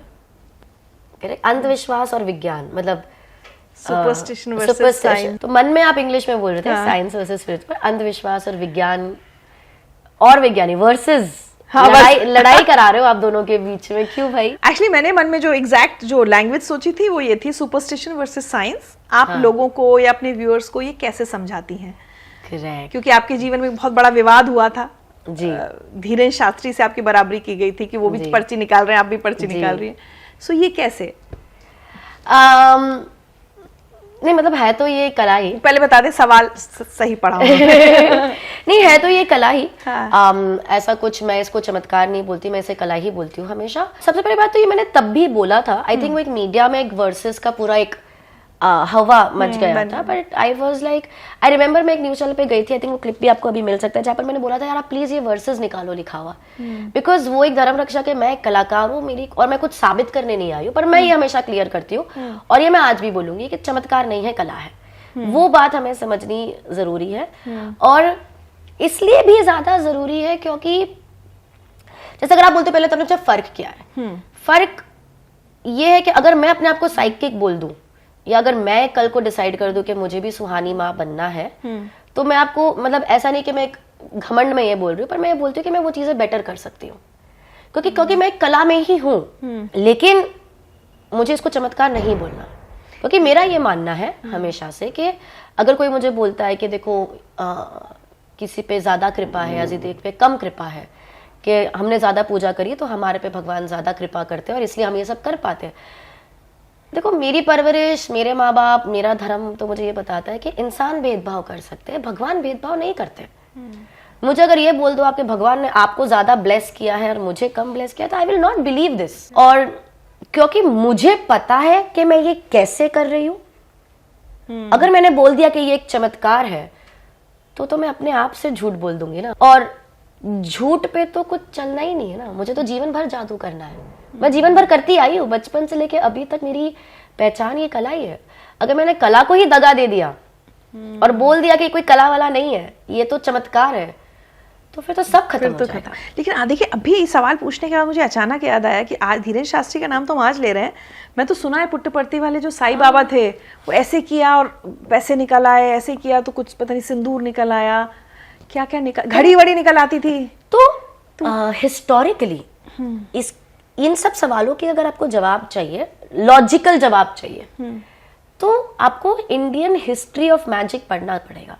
Indian history of magic. हाँ, हमारे देश में जादू बहुत ही रिच था, ठीक है, मैंने इसे रिच था, मतलब आप अगर जाएंगे पहले के जमाने में देखेंगे तो हमें ताजमहल से या ब्रिटिश राज से नहीं जाना जाता था, ये तो बहुत लेट हुआ है। India was known for Indian magic, ठीक है, और इंडिया जादू पूरी दुनिया ट्रैवल करता था, चाहे ऑस्ट्रेलिया हो गया, अफ्रीका हो गया, यूएस हो गया, यूरोप हो गया, हर जगह इंडियन मैजिशियंस जाके परफॉर्म करते थे और उसको मिस्टिकल लैंड माना जाता था, टू अ पॉइंट कि जो बाहर के मैजिशियंस थे उनको जब मैजिक दिखाना था तो वो अपनी स्किन को डार्क करते थे, टर्बन पहनते थे, इंडियन दिखने की कोशिश करते थे और जादू दिखाते थे ताकि वो ज्यादा ऑथेंटिक लगे, उनका जादू और ज्यादा रियल लगे। अगर आप कौन से अगर आप हैरी हुडीनी का आपने नाम सुना है, बहुत ही पॉपुलर एस्केप आर्टिस्ट रह चुके हैं वो, हुडीनी बोलते हैं उनको, मतलब people would know them, a lot of people would know them. उन्होंने, आज हम उनको तो ग्रेट हुडीनी मानते हैं, उन पे किताबें लिख चुकी है, बुक्स है, मूवीज है, वो एस्केप आर्टिस्ट, उनको डब्बे में डाल के फेंक देते थे, वो फिर भी बाहर आ जाते थे। Okay, that is an escape art. Correct, लेकिन उन्होंने भी अपना करियर शुरू किया था एक हिंदू फकीर बनकर। ओह, so many magicians historically have basically India वो गढ़ था, वो जगह थी जहां जादू दुनिया तक पहुंचता था और इंडिया को जाना जाता था उसके जादू के लिए। फिर धीरे धीरे वेस्टर्नर्स ने उन्हें पिकअप करना शुरू कर, मैं आपको बहुत ब्रीफ में पूरा हिस्ट्री बताने की कोशिश करी, ऑफ कोर्स ये बहुत ज्यादा चीजें इसमें। वेस्टर्नर्स ने उन्हें पिकअप करने की कोशिश करी, वहां जाके वो परफॉर्म कर लिए। फर्क ये हो रहा था कि जब वेस्टर्नर्स इंडियन बनने की कोशिश कर रहे थे तभी इंडियंस सूट बूट पहन के वेस्टर्नर्स बनने की कोशिश कर रहे थे।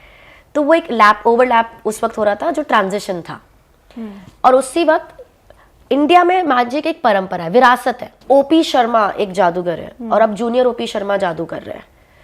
ओपी शर्मा ने कुछ लिखा नहीं था अपनी ट्रिक्स कोई किताब में। ऐसा नहीं है कि जूनियर ओपी शर्मा ने वो किताब पढ़ी है या सीनियर पीसी सरकार ने कुछ लिखा है या कुछ रिकॉर्ड किया है और जूनियर पीसी सरकार उनके बेटे ने वो पढ़ा है, ऐसा कुछ नहीं है। ये विरासत है, वो छोड़कर गए, इन्होंने पिकअप करी। जैसे संगीत में होती है या संगीत में होती है, ये बस विरासत में चलता आ रहा है। और क्या हुआ उसी जमाने में, अगर एक और इंटरेस्टिंग बात मैं आपको बताऊं तो जादूगर लोग, फकीर लोग जादूगर लोग माने जाते थे जो सड़कों पे जादू दिखा रहे हैं और फिर बख्शीश बोलते हैं, जो आल्म्स देते हैं, उस पे वो लोग अपना घर चलाते हैं। उनका मकसद था लोग इकट्ठा करना और फिर जादू दिखाना। तो अगर आप जादूगर पुराने जमाने के भी देखेंगे तो वो थोड़े ऐसे ड्रेसअप होते थे। It is a part of culture. यहाँ से कुछ निकल रहा है, कहीं कबूतर निकल। Correct, it was a part of culture कि वो ड्रेसअप जरूरी था, कि उस तरीके से दिखाना जरूरी था, नहीं तो लोग इकट्ठा नहीं होंगे, नहीं तो बख्शीश नहीं मिलेगी ज्यादा। तो उसी वक्त से जादू रिलीजन मिक्स होने लग गया और इसीलिए in many countries including India आज भी जादू और धर्म मिक्स हो गए। इसीलिए जब आप करें तो जादू, जब वो लोग करें तो चमत्कार। चीज वही है, कला वही है। लेकिन आपको लगता है कि अब हम सबको जो भी आप लोग कर रहे हैं उसको सुपरस्टिशन के बजाय, स्पेशली जो बाबा लोगों का, उसको साइंस के नजरिए से देखना चाहिए या आर्ट के नजरिए से देखना चाहिए? जो मेरा सवाल था ओरिजिनल। मुझे ये लगता है कि first of all to each their own. पहली बात तो ये है कि अगर मैं ये बातें बोल रही हूँ, कोई मकसद ये नहीं कि मैं किसी का बिलीफ सिस्टम शेक करूँ। विश्वास बहुत बड़ी चीज होती है, मुझे उसको शेक नहीं करना। अगर आपकी जिंदगी एक विश्वास पे चल रही है और अच्छी अगर चल रही है तो उसको बनाए रखिए। प्रॉब्लम तब है अगर कोई प्रॉब्लम आई है, अगर आपको लग रहा है कि कहीं प्रॉब्लम्स है, इश्यूज है, then you need to rethink about your beliefs. बस इतना ही है। And when it comes to rethinking about belief, अगर मुझसे कोई पूछता है तो मैं हमेशा उन लोगों को बोलती हूँ कि अपने आप से ज्यादा विश्वास अगर आपने किसी चीज पे डाल दिया है तो वो एक्सप्लॉइट होना ही है। कुछ लोग बोलते हैं कि देखो मेरे को बहुत गुस्सा आता था, फिर मैंने ये अंगूठी, मुझे बाबा मिले, उन्होंने मुझे अंगूठी दी, चंद्र की अंगूठी है, जब से मैंने अंगूठी पहनी है मेरा गुस्सा कम हो गया। देखो रिचा जी, गुस्सा कम हुआ है वो बात तो सच है ना, ये तो झूठ नहीं है और ये हुआ भी है और अंगूठी पहनने के बाद ही हुआ है। सवाल बस इतना है कि क्या अंगूठी की वजह से हुआ है, कि ताकत किस चीज में थी? वो बाबा में थी, इस अंगूठी में थी, या आपके उस विश्वास में थी जो उस विश्वास आपने इस अंगूठी में डाल दिया? क्या बात वो ताकत किस चीज में थी? बस ये जानना हमें जरूरी है। करते रह जाएंगे बातें। अगर इंटरव्यू खत्म करना है तो कुछ रैपिड फायर कर ले, छोटा सा ही है बहुत। उससे पहले एक छोटा सा चीज मैं पूछना चाहूंगी। एक बड़ी स्ट्रॉन्ग स्पिरिचुअल साइड मुझे दिखाई दे रही है, क्या करती हैं उसके लिए? मेडिटेशन करती हैं?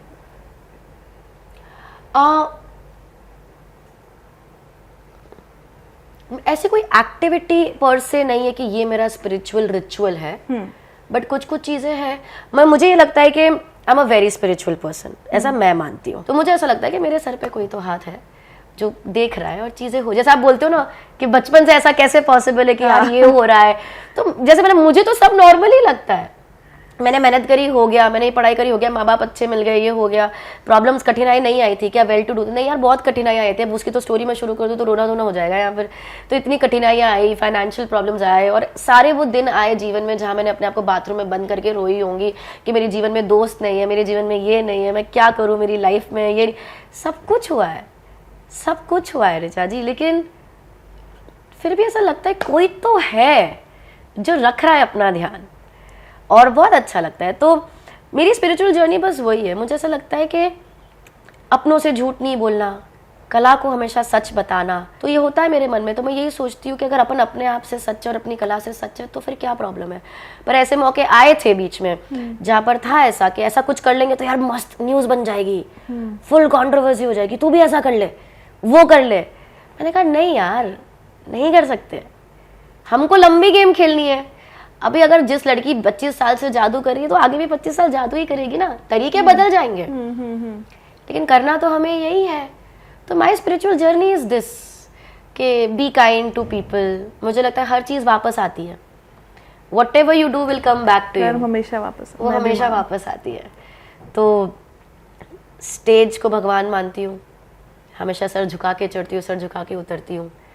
सुबह उठ के हमेशा एक दिया लगाती हूँ, जहाँ पर भी होंगी, जिस भी कमरे में होंगी, दुनिया के जिस भी कोने में होंगी, एक दिया। अपनी माँ के हमेशा क्लोज रहती हूँ। माँ का फ़ोन जीवन में कभी भी आ जाए, जैसे हमने इंटरव्यू बीच में रोका था क्योंकि मम्मी का फ़ोन आया था, क्योंकि माँ का फ़ोन अगर आ रहा है और मैंने देख लिया तो उठाना ज़रूरी है।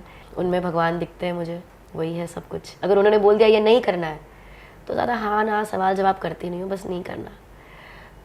तो मेरी जर्नी मुझे लगता है बस यही है, like this is my spirituality. I don't feel spirituality बहुत कठिन चीज है कि उसके लिए आपको वे ऑफ लाइफ, मुझे लगता है वे ऑफ लाइफ कि ऐसा नहीं है। मुझे नहीं लगता कि मैं मेडिटेट करती हूँ वैसे, बट मैं वो स्पिरिचुअलिटी का जर्नी नहीं मानती। मैं मेडिटेट करती हूँ अपनी शांति के लिए।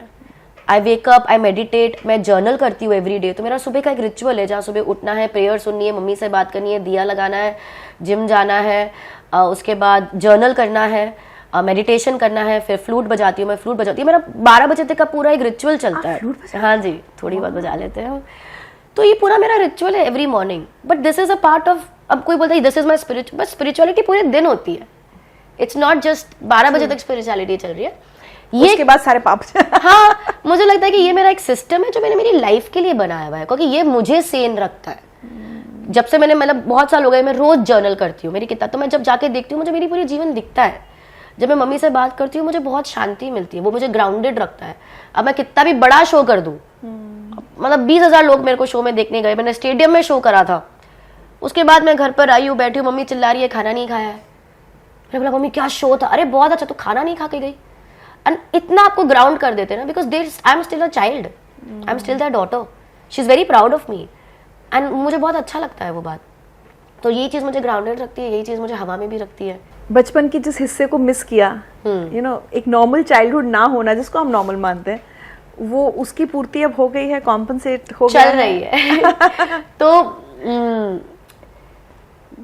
बचपन में एक दोस्त मुझे बोलते थे कि हर चीज़ का एक कोटा होता है, ठीक है, अच्छी चीज़ का कोटा होता है, बुरी चीज़ का कोटा होता है। तो कभी कुछ बहुत बुरा हो जाता है तो बोलते हैं चल कोटा पूरा हुआ, अब से अच्छा होने वाला है। तो मुझे लगता है मेरा बचपने का कोटा थोड़ा बाकी रह गया है। तो मैं बहुत मस्ती करती हूँ। आपने मेरी ऑनलाइन भी देखा होगा कि मैं बहुत मस्ती वाले वीडियोस होंगे। तो मुझे बहुत लोग बोलते भाई 36 की हो गई है। थोड़ा मैच्योर, थोड़ा वैसे सीरियस। मैंने कहा मैं बहुत मैच्योर हूँ, देखो तुमको क्या वर्जन चाहिए तुम्हें वो मिलेगा। सो मम्मा पापा भी बोलते हैं कि भाई हो गया, तेरा बचपन का कोटा भी पूरा हो गया है, इतनी तू कर चुकी है मस्ती। But I feel that's life, that keeps me alive, I like it. मुझे ऐसा लगता है कि थोड़े गिरगिट की तरह मैं बदल जाती हूँ, पर अच्छी तरीके से। अगर मैं बच्चों के साथ हूँ तो मैं बच्ची बन जाती हूँ, 36 लगती भी नहीं हो। अगर मैं बड़ों के साथ हूँ तो मैं बहुत बड़े अच्छे कॉन्वर्जेशंस, इंटेलेक्चुअल कॉन्वर्जेशंस भी कर लेती हूँ। एंड अपने एज ग्रुप के साथ में वो मस्ती भी कर लेती हूँ। I think that's the beauty of it, कि आपको जो चाहिए आप वो बन पाओ। आज मुझे ऐसा लग रहा है, मैंने कुछ साल पहले जाकिर खान का इंटरव्यू किया था, आज सुहानी का कर रही हूँ, इन दोनों में एक सिमिलैरिटी मुझे दिख रही है कि मंच पर दुनिया इन्हें जो देख रही है ये सिर्फ वही नहीं है।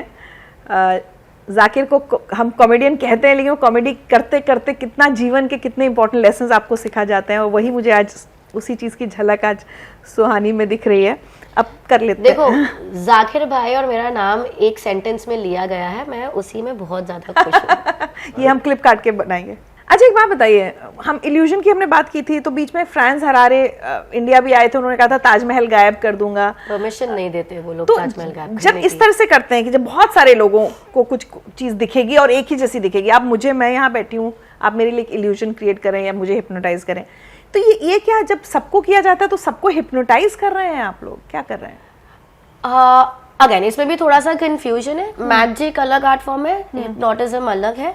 मैजिक मतलब जादू, हिप्नोटिज्म मतलब सम्मोहन विद्या। तो मैजिक में हिप्नोटिज्म यूज नहीं करते हैं? देखो सम्मोहन विद्या बहुत बहुत ही ब्यूटीफुल चीज है, ठीक है, वो हर जगह उसका पार्ट है। क्योंकि अगर उसको इंग्लिश में बोलूं तो वर्ड है इन्फ्लुएंस होना, प्रभावित होना, ठीक है, तो वो तो हर जगह हर वक्त हो ही रहे। जहां पर भी कोई भी इंसान प्रभावित हो रहा है, इन्फ्लुएंस हो रहा है कोई भी इंटेंसिटी में, वो थोड़ा सा सम्मोहन विद्या है। पर जब वो बहुत इंटेंस हो जाता है तो वो अलग हो जाता है। जैसे आपने कहानियां सुनी होगी कि भाई हम जा रहे थे सड़क पर, कोई व्यक्ति आया, उन्होंने बोला आपके पास 2 रुपए, तो हमने 2 रुपए निकाले, उन्होंने 2 रुपए बोला कि सबसे बड़ा नोट कौन सा है, तो हमने 500 की नोट निकाली और थोड़ी देर में हमने सारे पैसे निकाल के उन्हें दे दिए। ये क्या था? ये है आपका हिप्नोसिस, सम्मोहन विद्या। लेकिन ये वो हिप्नोसिस नहीं है जो लोग समझते हैं। लोगों को लगता है कि मैं सम्मोहित हो गया और मेरे को कुछ होश नहीं रहा, तो मैं इसमें कंट्रोल नहीं कर सकता। हिप्नोटिज्म का सबसे पहला रूल ये है, आप हिप्नोटाइज नहीं हो सकते अगर आप हिप्नोटाइज नहीं होना चाहते। हमें जो भी यहाँ पे ये सुन रहे हैं, आपके माध्यम से मैं लोगों को बताना चाहूंगी कि डरना नहीं है। अगर आपको सम्मोहित नहीं होना तो दुनिया का कोई भी इंसान आपको सम्मोहित नहीं कर सकता। आपकी परमिशन के बिना ये चीज होनी मुमकिन नहीं है। तो और इसके बहुत सारे तरीके, पैटर्न इंटरप्शन से आप रोक सकते हो और बहुत सारी चीजें होती है इसके अंदर, जिसको एक अलग कॉन्वर्सेशन शुरू हो जाएगा। तो सम्मोहन विद्या अलग है, वशीकरण अलग है, उसी का पार्ट है। पास्ट लाइफ रिग्रेशन भी उसी से होता है, उसी से होता है, वो भी अलग है। ये सारे अलग अलग थियोरीज है। तो मैजिक में भी बहुत इन्फ्लुएंस होता है, a lot of it happens, जहां पर मैं आपको इन्फ्लुएंस करती हूँ एक डिसीजन लेने के लिए जो आपको लगता है फ्री विल था, लेकिन वो इन्फ्लुएंस था, कंट्रोल मैंने आपसे करवाया। तो वो चीजें होती है, लेकिन ये उस तरीके का सम्मोहन विद्या नहीं है जहां पर आप भूल जाओ कि आपके साथ ये सब कुछ हुआ है, और वो भी होता है। My God. जैसे अभी मैं एक सीरीज भी ला रही हूँ यूट्यूब पे, जिसे हम माइंड ट्रिप कर रहे हैं। उसके अंदर हम पूरा हिप्नोसिस के बारे में लोगों को बता रहे हैं। अच्छा, हम सोशल एक्सपेरिमेंट्स कर रहे हैं, जिसके पहले एपिसोड में हमने लोगों से उनके नाम भुलवा दिए। जैसे मैं पूछूं आपका नाम क्या है, आपको पता नहीं है, पर आप होश में हो, सब ध्यान है आपको क्या हो रहा है। अपने माँ बाप पिता के नाम बता रहे हो, शाहरुख खान बता रहे हो, अमिताभ बच्चन बता रहे हो, लेकिन आप खुद का नाम भूल जाओ। ऐसे आप कर सकते हो, ऐसे अभी भी? Correct, but again hypnosis doesn't work immediate. I mean it can work immediate also, instant hypnosis होता है, बट वो अगर आप कितने सजेस्टेबल हो उस पर डिपेंड करेगा। अगर आप बहुत ही ज्यादा सजेस्टेबल पर्सन हो, जो हम एक सजेस्टेबिलिटी टेस्ट करके 1 मिनट में पता कर सकते हैं, अगर आप ज्यादा सजेस्टेबल हो तो इंस्टेंटली हम आपको कोई भी सजेशन दे सकते हैं। पर अगर आप सजेस्टेबल नहीं हो तो भी आप हिप्नोटाइज हो सकते हो, लेकिन उसके लिए हम आपको शायद 30 मिनट लग जाए, 20 मिनट लग जाए। मैं तो बहुत ही ज्यादा सजेस्टेबल होंगी, इसलिए which is a very good thing. लोगों को ये भी लगता है कि अगर कोई हिप्नोटाइज हो गया मतलब कि वो बहुत कमजोर है। It's actually the other way around. क्योंकि हिप्नोटाइज वही होंगे जो ज्यादा क्रिएटिव होंगे, जो आप विजुअलाइज कर पाएंगे, जो समझ पाएंगे, जो फोकस कर पाएंगे। अगर आप फोकस ही नहीं कर पा रहे, एक वक्त पे 4 दिमाग आ रहा है, आप फोकस नहीं कर रहे हो, फिजिटी हो, ये हो रहा है, उधर दिमाग जा रहा है, तो आप हिप्नोटाइज नहीं हो पाओगे। So the stronger the mind, the easier to hypnotise. Interesting. गलत नोशन है लोगों के दिमाग में कि यार कोई अगर किसी को कोई सम्मोहित हो गया मतलब उसका दिमाग कमजोर है। It's not true. I am very happy कि आप ऐसे सवाल पूछ रहे हो, बिकॉज आई थिंक लोगों तक ये बातें कभी पहुंची नहीं है, and I think they require a larger conversation जहां लोग ये समझ पाए कि क्या है, कि ये सब क्या होता है और कैसे चलता है, और जो कंफ्यूजन लोगों के दिमाग में क्रिएटेड है वो कम हो पाए। नजरें मिलाने से कोई डरते हैं लोग आपसे? लॉट कि यार कुछ बता देगी। मैंने कहा ऐसी हरकतें क्यों करते हो? बॉयफ्रेंड्स तो सबसे ज्यादा डरते हैं। अरे उधर तो अब हम क्या ही बोले। तो डरते होंगे वो कि ये तो पढ़ लेगी दिमाग। नहीं यार, ऐसा आई मीन ऑफ कोर्स वो तो होता ही है, but some brave ones try to आते हैं, आस्क आउट करते हैं, बट यूजुअली यही हो। आई थिंक डेटिंग का भी एक सिस्टम होता है। जब आप पहली डेट पे जाते हो तो आपको किसी के बारे में थोड़ा पता चलता है, फिर आपको क्यूरियोसिटी होती है ज़्यादा जानने की, फिर आप दूसरी डेट पे जाते हो, फिर क्यूरियोसिटी और बढ़ती है और आपको उस पर वो और जानना होता है। आई थिंक मेरे साथ क्या होता है, मुझे पहली डेट पे ही जितना जानना है उससे बहुत ज़्यादा पता चल जाता है। तो curiosity gets killed pretty early. कैसे कैसे होगा? शादी कैसे होगी? नहीं हो रहा ना, कुछ नहीं हो रहा यहाँ पर। My God, but I feel pity for the boys, क्योंकि वो बहुत जल्दी इंटरप्रेट हो जाते होंगे, उनके बारे में सब एक्सरे हो जाता है। Pity for me। नहीं, ऐसा कुछ नहीं है। I mean of course there is this running joke around me कि ये तो हमेशा सिंगल ही रहने वाली है, क्योंकि ये लोगों का माइंड रीड कर लेती है। बट ऑनेस्टली कभी वहां पे फोकस अभी इतना किया भी नहीं मैंने, ना पेरेंट्स से कभी किया। मुझे ऐसा लगता है कि कुछ चीजें सही वक्त पे सही कारणों से हो जाती है। अच्छा, लेकिन चलिए आज ना ये मिथ भी वो कर देते हैं चलो। कि अब ऐसा थोड़ी हो रहा होगा कि हर समय सुहानी सबका माइंड रीड करी। मैं यहाँ आ रही थी, मेरी बेटियां बोलती मम्मा उनके सामने संभल के बैठना, सारे थॉट्स ना संभल के रखना, वो सब पढ़ लेंगी। तो मैंने कहा अगर कोई इंसान पूरे समय दूसरों का माइंड पढ़ रहा होगा तो वो खुद पागल हो Of जाएगा। course.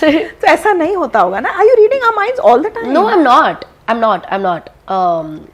एक तो सबसे पहली बात है कि लोगों को जानना जरूरी है कि आई am not interested in reading everyone's mind. ठीक है, ऐसे आज कोई चल रहा है, आ रहा है, कर रहा है, मैं क्यों तुम्हारा माइंड रीड करूंगी? Like there is no purpose to that. Plus what will I do? मैं खुद का दिमाग अभी अपना संभालू कि मैं तुम्हारे माइंड की बातें पढ़ती रहूं? सेकेंडली एंड रीआइटरेटिंग, आपका माइंड कोई नहीं पढ़ सकता। हम माइंड रीड नहीं करते। हम माइंड रीड करने का एक इल्यूजन, एक भ्रम बनाते हैं और इतना सुंदरता से बनाते हैं कि हम उसे पकड़ आप भूल जाते हो कि सच क्या है, माइंड रीडिंग क्या है, क्या हो रहा है। So it is done that way. लेकिन एक चीज होती है जिसे हम बोलते हैं कोल्ड रीडिंग। मैं जो करती हूँ उसे बोलते हैं हॉट रीडिंग। अच्छा, हॉट रीडिंग, जैसे आपने एक मूवी का नाम सोचा, मैंने वो लिख के रखा था, या आपने अपनी एक महिला का दोस्त का नाम सोचा और मैंने बता दिया कि आप बीनू के बारे में सोच रहे। ये हॉट रीडिंग है जहाँ मैं एग्जैक्ट आपको थॉट दे रही हूँ। एक और चीज होती है कोल्ड रीडिंग, जहाँ पर भले मैं आपका माइंड हर टाइम हॉट रीडिंग नहीं कर रही हूँ, मैं माइंड रीड नहीं कर रही हूँ, लेकिन आपके हाव भाव से, आपके बोल चाल से मैं पता कर लूंगी बहुत सारी चीजें आपके बारे में, विच इज अ स्टडी। उसमें बॉडी लैंग्वेज भी आती है, बॉडी लैंग्वेज, लिंग्विस्टिक्स, बहुत कुछ आता है उसके अंदर। तो अगर कोई मुझसे झूठ बोल रहा है, जैसे मेरे बच्चे एडिटर लोग हैं, अरे हम 4 बजे तक दे देंगे वीडियो, मैंने कहा नहीं बनने वाली, तूने शुरू भी नहीं किया है, तो अब वो मुझसे झूठ नहीं बोल सकते। तो सच झूठ पकड़ना बहुत आसान है उस, अगर आप एक्सपर्टीज ला देते हो उसके अंदर। तो अगर मैं आपको कुछ सोचने को बोल रही हूँ या कोई व्यक्ति बैठ के कुछ सोच रहा है, तो मैं आपको बता पाऊंगी कि वो पास्ट का सोच रहा है या फ्यूचर का सोच रहा है। और इसमें मेंटलिज्म का कोई लेना देना नहीं है।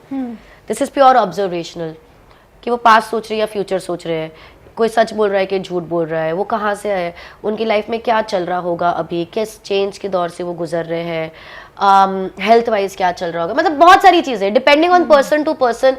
ऐसे मुझे एग्जैक्ट अभी मैं कोई मिलेगा तो मैं आपको बता सकती हूँ, मैं आपके साथ बैठ के बता सकती हूँ, देखो ये योगा है, आप कंफर्म कर सकते हैं। So this is cold reading which will a lot of times work, which works not a lot of times. तो ये अलग हो गया। अब मेरा एक्सपर्टीज, लोग बोलते हैं कि what makes you a better mentalist, कि इतने सारे हैं तो आप कैसे अलग हो।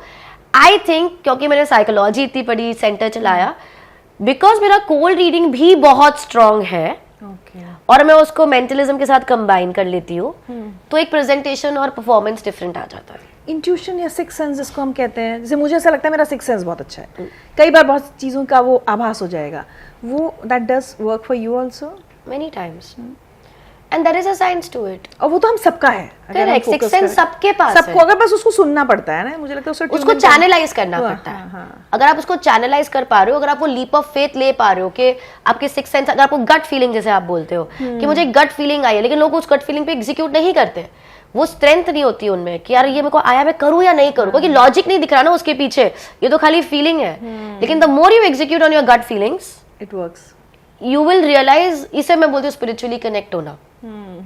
ठीक है, that how it works for you. कई बार होता है, मुझे कई से एक थॉट आया, उसको इग्नोर किया, दूसरे थॉट पे काम कर लिया, फिर वो काम गलत हो गया, तो लगता है अरे वो पहला थॉट आया था तुम्हें वार्न करने के लिए कि ये मत करो। एब्सोल्युटली, है ना? आई ऑलवेज फील हम सबके, हमारा ध्यान रखा जा रहा है, हमें ट्यून इन करना है, हमें ट्यून इन करना है और भरोसा करना है कि हमारा ध्यान रखा जा रहा है, और वो कनेक्शन हमको अपने आप और यूनिवर्स से बनाना है। हम बीच में बहुत मीडिएटर्स रख लेते हैं। क्या बात है, वाह। ठीक है, तो मीडिएटर से रिश्ता नहीं बनाना है, सीधा यूनिवर्स से, सीधा भगवान से रिश्ता बनाना है। एंड वो ही फर्क आई थिंक लोग कभी कभी भूल जाते हैं। देखिए, मुझे बातचीत में इतना मजा आ रहा है कि मैं 15 मिनट पहले रैपिड फायर शुरू करने वाली थी, वो नहीं हो पाया। एक आखिरी सवाल, आजकल बहुत वीडियोस आ रहे हैं कि वो लोग आंख पे पट्टी बांध के कुछ लिखते हैं, आपने भी वो किया है, वो क्या है? मेरा तो जीवन का पहला एक्ट ही उससे, आई थिंक जब मुझे मम्मी पापा को कन्विंस करना था कि मैं जादू कर सकती हूँ, मैंने सबसे पहला एक्ट ही वो किया था घर पे, जब मुझे जादू आता भी नहीं था। तो उसमें क्या करते हैं? ओके, सो आंख पे पट्टी बांध के लिखना इज अ मैजिक ट्रिक। खुदा बख्श करके कश्मीर के जादूगर थे जो पूरी दुनिया घूमे इस जादू के साथ। वेस एंडरसन ने उनके ऊपर एक मूवी भी बनाई है, तो अगर आप उनको पढ़ाई करेंगे तो historically it is a magic act. खुदा बख्श करके एक जादूगर है, उनका स्टेज नेम खुदा बख्श है, तो वो अपने आप को पूरा बांध देते थे, चेहरा वगैरह पूरा ढक्का, फिर वो गाड़ी चलाते थे, लिखते थे। सो it is a magic act that started historically in India from a Kashmiri magician and went the world. वहां से ये पॉपुलर हुआ उसके बाद अभी भी ये मैजिक एक्ट तो है ही, जैसे मैंने आपको पहले बताया था, जैसे मैंने भी बचपन में आंख पे पट्टी बांध के गाड़ी चलाई। अभी भी बहुत बार इंडिया के बाहर के जो मैं शोज करती हूँ वहाँ पर एक एक्ट है जहाँ पर मैं ये एक्ट करके बताती हूँ, जहाँ मैं पट्टी बांध के लिख देती हूँ, बोल देती हूँ, जो भी ऑडियंस कर रही है वो मैं रिपीट कर देती हूँ या आगे उसके कुछ बना देती हूँ। So it's a magic act, first thing. अब अगेन क्योंकि मैजिक में मिस्ट्री बहुत ज्यादा है और कोई भी जादूगर आपको बताएगा नहीं कि उसके पीछे की मिस्ट्री क्या है। हम आपको नहीं बताएंगे कि हम कैसे देख पा रहे हैं या नहीं देख पा रहे हैं या लिख पा रहे हैं या क्या हो रहा है, हम ये आपको बता तो पाएंगे नहीं। तो बहुत से लोग, देखो हमारी सीक्रेट हमारी ताकत है, ट्रू, लेकिन बहुत से लोग हमारी ही ताकत का फायदा उठा के, क्योंकि जादूगर लोग तो बोलेंगे नहीं, अब हम उसको कुछ भी नाम दे सकते हैं। So some people call it sixth sense, कुछ लोग इसे बोलते हैं थर्ड आई, कुछ लोग इसे बोलते हैं मिड ब्रेन एक्टिविटी, कुछ लोग इसे बोलते हैं सबकॉन्शियस अवचेतन मन को एक्टिवेट कर देना। और जैसे जैसे ट्रेंड बदलते रहते हैं ये टर्म्स भी बदलते रहते हैं। इस पे तो बहुत स्टडी हुई है। आई रिमेम्बर एक बार कौन बनेगा करोड़पति पे भी एक पार्टिसिपेंट आए थे जिन्होंने ये करके दिखाया था, बहुत पहले की बात है ये, बट और ये टेलीकास्ट भी हुआ था, लेकिन बहुत सारे रैशनलिस्ट गए और उन्होंने प्रूव करा कि देखो ये सही नहीं है और वो एपिसोड को उनको निकालना पड़ा। सो it is a magic trick which is now being interpreted in many ways in the world, but है मैजिक, हाँ मतलब बट ये एक मैजिक ट्रिक है। और अगर कोई आपको, मेरा सजेशन ये है कि कोई अगर आपको बोलता है कि आपके बच्चा आंख पे पट्टी बांध के भी देख पाएगा और उसका कंसंट्रेशन लेवल एकदम ऊपर हो जाएगा और उसकी थर्ड आई ओपन हो जाएगी, you would do anything for that, correct? But ऐसा कुछ नहीं होगा, पर ऐसा नहीं होने वाला है। It will not happen. In fact what I feel really sad, like genuinely, मैं दिल से मुझे दुखी होता है कि कभी कभी बच्चे बोल रहे हैं, देखो दो चीजें होगी, या तो बच्चा देख पाएगा आंख पे पट्टी बांध के या तो नहीं देख पाएगा। कुछ बच्चे बोल रहे हैं कि हम देख पा रहे हैं, they are in, again hypnosis की हमने बात करी, they are influenced into believing कि वो देख पा रहे हैं और वो झूठ है। oh my God. Scientifically it's not possible, neuroscience says it's not possible, logically it's not possible, it is only possible through a magic trick. So at any point you're putting your गलत child है, into a तो very risky ये state. Parents के लिए मुझे लगता है एक इम्पोर्टेंट सलाह है कि इस सब के एक्ट्स में ना पढ़ें, बच्चा जैसा है उसको वैसा रहने दें, उसको पढ़ने दें।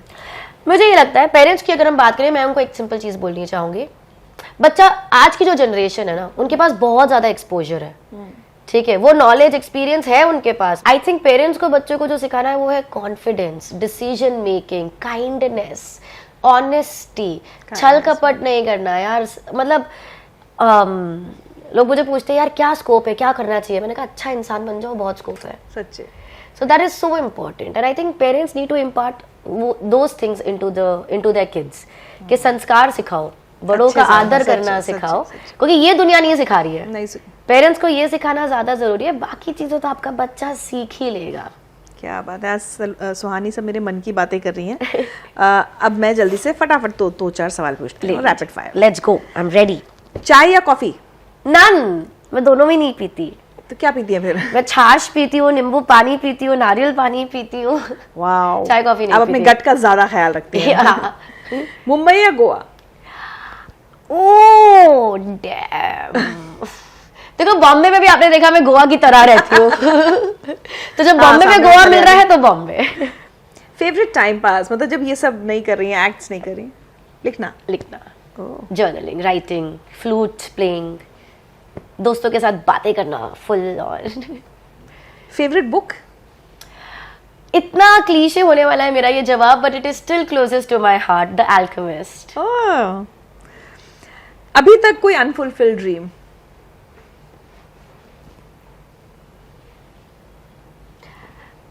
जो सपने सच्ची बोलती हूँ, जो सपने देखे वो पूरे हो गए।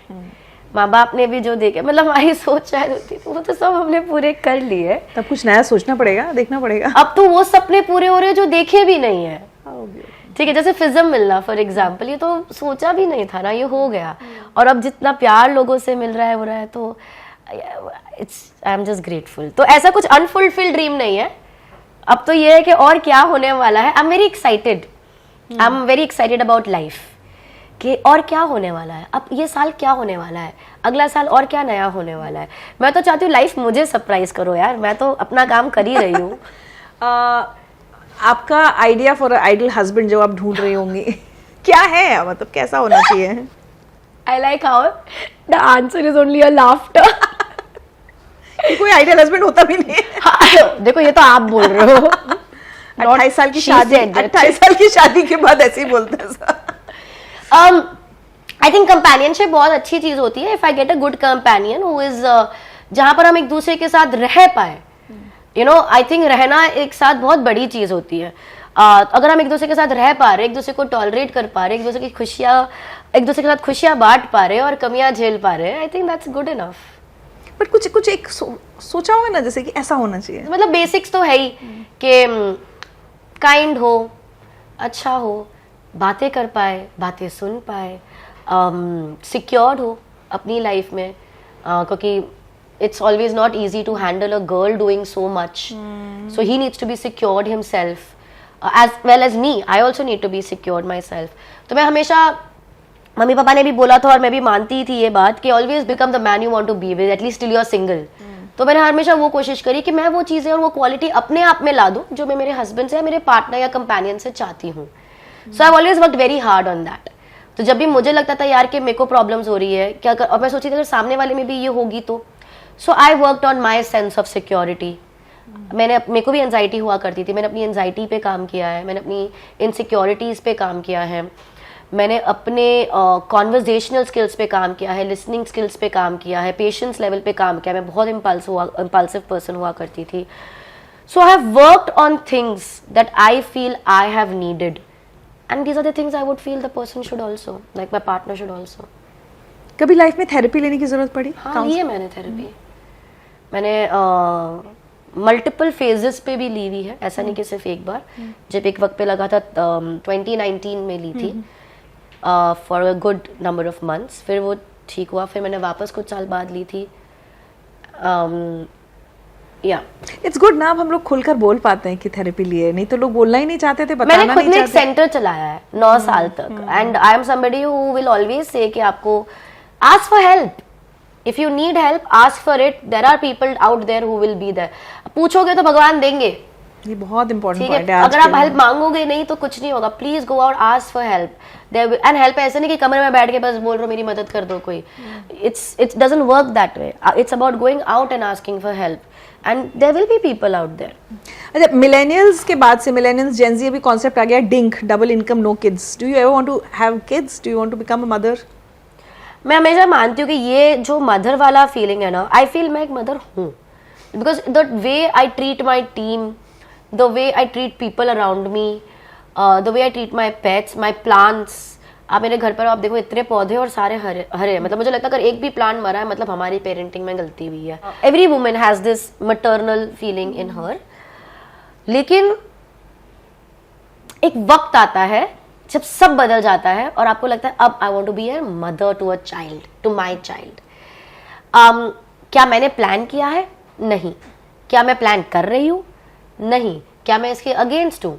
नहीं। बट वो मुझे लगता है इट्स सो नेचुरल, अपने टाइम पर होगा वो दैट इज द मोस्ट। अगर असली जादू कोई मुझे पूछता है क्या है तो इट इज दैट। मतलब डिंक वाले कॉन्सेप्ट की तो नहीं है ना? बिल्कुल नहीं। अरे बड़ी बात छोटी में डिंक वाले कॉन्सेप्ट की नहीं है। एक लाइट हार्टेड वाला छूट गया, वड़ा पाव या खमन ढोकला? खमन ढोकला। ठीक है। वैसे आपका राजस्थान भी है तो आपके तो एक कचौड़ी भी हो सकती है। I am a Rajasthani Gujarati girl, so khaman dhokla and kachori भी। कचौरी, प्याज की कचौरी, दाल की कचौरी, अभी ये सब याद मत दिलाओ। अच्छा, लाइफ मंत्रा? Be kind. आपको बड़ा मजा आएगा ये जानकर। 2-3 एपिसोड पहले हमने सरोद वादक उस्ताद अमजद अली खां का इंटरव्यू किया था। उन्होंने रहमदिली कुछ चीजें आपने जो बोली हैं उन्होंने भी बोली थी। So sweet. जो आप लाइनें जिन लोगों का आप नाम ले रहे हो ना मेरे सामने, वो तो बड़ा अच्छा लग रहा है भाई। सो अच्छा, ये मैं नॉर्मली सबसे पूछती हूँ, मुझे लग रहा है कि too young to ask, but I am still asking क्योंकि मेरे शो का फॉर्मेट है। How do you wish to be remembered जब आप इस दुनिया में नहीं रहेंगी? लोग कैसे आपको याद करें? बहुत खुश लड़की थी। क्या बात है सुहानी, बहुत मजा आ रहा है आपके साथ बातें करने में। चाहती हूँ चलते चलते एक ना हमेशा आजकल झगड़ा रहता है वी वर्सेस जेन जी। जेंजी को लगता है कि हम उन्हें नहीं समझ रहे, हमें लगता है जेंजी को कुछ समझ नहीं आता। आप सारे जेंजी को क्या मैसेज देना चाहेंगे? पहली बात तो ये झगड़ा अभी का नहीं है, ये तो सदियों से चला आ रहा झगड़ा है। या फिर we always have a problem with the younger generation and the younger one will have a problem with the older generation. या जेंजी को क्या ही हम आप तो मिलेनियल हो ना, मिलेनियल। अब जेंजी को मैसेज दे दो जरा। यार मेरे को तो लगता है जेंजी काफी ज्यादा अवेयर लोग हैं। अच्छा। मुझे लगता है दे आर वेरी अवेयर, वो अपने इमोशन से ज्यादा कनेक्टेड है जितना हम रह चुके हैं उनके, क्योंकि उनको अभी वो नॉलेज भी मिल रही है। तो मुझे लगता है वो काफी ज्यादा they are more at least more aware and वो थोड़े ज्यादा कनेक्टेड है अपने इमोशन से, उनको पता हो रहा है, उनको सही गलत की पहचान जल्दी हो रही है। तो मुझे जेंजी से वैसे कम प्रॉब्लम है। एक ही चीज जो मुझे लगता है Gen Z should try to work more on is sincerity, क्योंकि उनके पास इतना नॉलेज है और उनको इतना कुछ हासिल करना होता है, इतनी सारी चीज़ें करनी होती है, थोड़ी वो सिंसियरिटी की कमी हो जाती है कि यार आज ये करना है, कल वो करना है, परसों ये करना है। वो लाइफ को थोड़ा सा ज़्यादा हल्के में ले लेते हैं कभी कभी।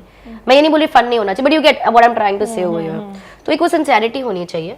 आई think that is a little important. The one thing that I would tell Gen Z is to be wiser, क्योंकि आपके पास सारी चीज़ें अवेलेबल है।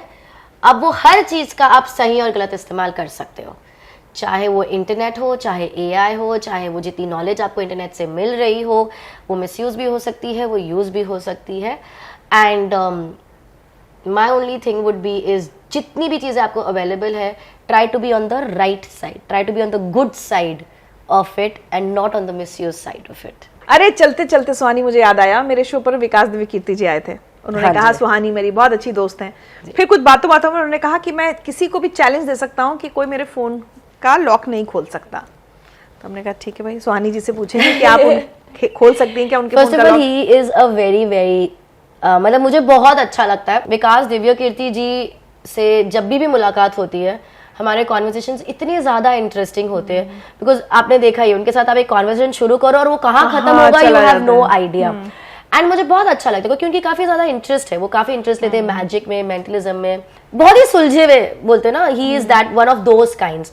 एंड जो अच्छी चीजें लगती है कि उनका भी प्रोसेस है कि उनको भी हर चीज के पीछे का मेथड चाहिए। यू नो कि कुछ भी अगर हो रहा है, there has to be a logic behind it. अगर लॉजिक नहीं है तो वो कैसे चीजें हो रही है।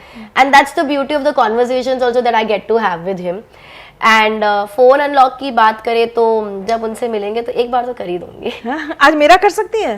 लाइए, मतलब दिस इज, मैंने आई थिंक इससे आपका माइंड उसके पहले ही मैंने रीड करा हुआ है, but let me try and I see it's 6 digits का पासवर्ड है आपका। ओके, मन में सोचेंगे पासवर्ड। मैं सोचूं? आप एक काम करो, आंखें बंद करिए। इमेजिन आप अपना फोन हाथ में लिया, आई नो फेस आईडी से खुल जाता है, बट अभी नहीं खुला तो आप अपना पासवर्ड डाल रहे हो। 4th डिजिट वापस सोचिए।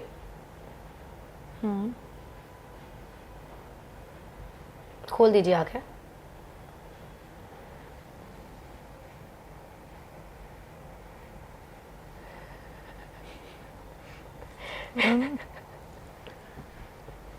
तो फिर दैट्स योर पासवर्ड। वाह, एआई आने से कुछ मदद मिलेगी या नुकसान होगा मेंटलिस्ट को? मतलब जितने भी मैजिक की दुनिया के लोग हैं, विल दे यूज एआई और आर दे यूजिंग एआई? दोनों ही होगा। I think magic as an art form evolve भी हो सकता है। जब भी टेक्नोलॉजी बढ़ी है, मैजिक ने उसका वेल यूज करा है। पर अभी भी मैं मानती हूँ जो मैजिक लोगों को पसंद आता है वो हिस्टोरिकली जो क्लासिक्स ऑफ मैजिक रहे हैं, और मैं आज भी उन्हीं मेथड्स का इस्तेमाल करती हूँ to do what I do. तो I think personally I love classics of magic and new age technology आती रहती है, मैजिक भी इवॉल्व होता रहता है, which is a good thing. I think the only thing which I feel AI की वजह से अफेक्ट हो सकता है, I don't think about it in a negative way, the only thing I feel it can affect would be जो wonder का element है ना, वो कम हो सकता है। वो कम हो सकता है। जैसे आज मुझे लगता है कि हम जो सरप्राइज हो जाते हैं ना कुछ एकदम इम्पॉसिबल देखकर, आई थिंक चीजें ज्यादा इम्पॉसिबल चीजें पॉसिबल होने लग गई है रेगुलर लाइफ में। You get what I mean? It's more about जी यार आज मुझे कोई इन्फॉर्मेशन अगर चाहिए थी जो किसी के पास नहीं है, वो मुझे 1 सेकंड में मिल जा रही है। वो भी पूरी दुनिया में जहां भी जो भी इन्फॉर्मेशन है मुझे 1 सेकंड में मेरे फिंगर टिप्स पे मिल रही है, which is too much power to have right now. And I think तो जो सरप्राइज हो रहे हो आपके, देखो मैंने किसी के बारे में कुछ बता दिया, तो एआई तो बहुत कुछ बता रहा है हमें हमारे बारे में, ठीक है, तो जितना सरप्राइज हो रहे थे शायद उससे हम कम सरप्राइज होंगे, this is what I feel. But अच्छी बात ये होती है कि ये एक और चैलेंज आ जाता है मैजिशियंस के लिए, now what are you going to do about it, अब आप अपना वंडर एलिमेंट और आगे कैसे ले जा सकते हो, और हर आर्ट को अपने चैलेंजेस फेस करने पड़ते हैं, magic will face its own and magicians should thrive out of it. It was lovely talking to you Suhani. Lovely talking to you Richa ji, बहुत ही ज्यादा अच्छा लगा आपसे बात करके। और थोड़े से तोहफे लेकर आए आपके लिए।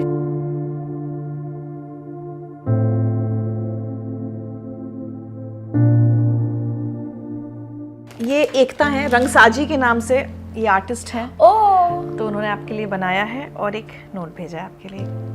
ये आपका आई थिंक कुछ फेवरेट कोट कुछ है, every next level in life demands a different you. पता है कभी कभी ये लगता है कि लोग क्या नोटिस कर जाते हैं, दिस इज ब्यूटिफुल। इन्होंने लिखा है कि thank you for redefining magic into a respected art that challenges perception, and इतना अच्छा लग रहा है ना रिस्पेक्टेड वर्ड देखकर।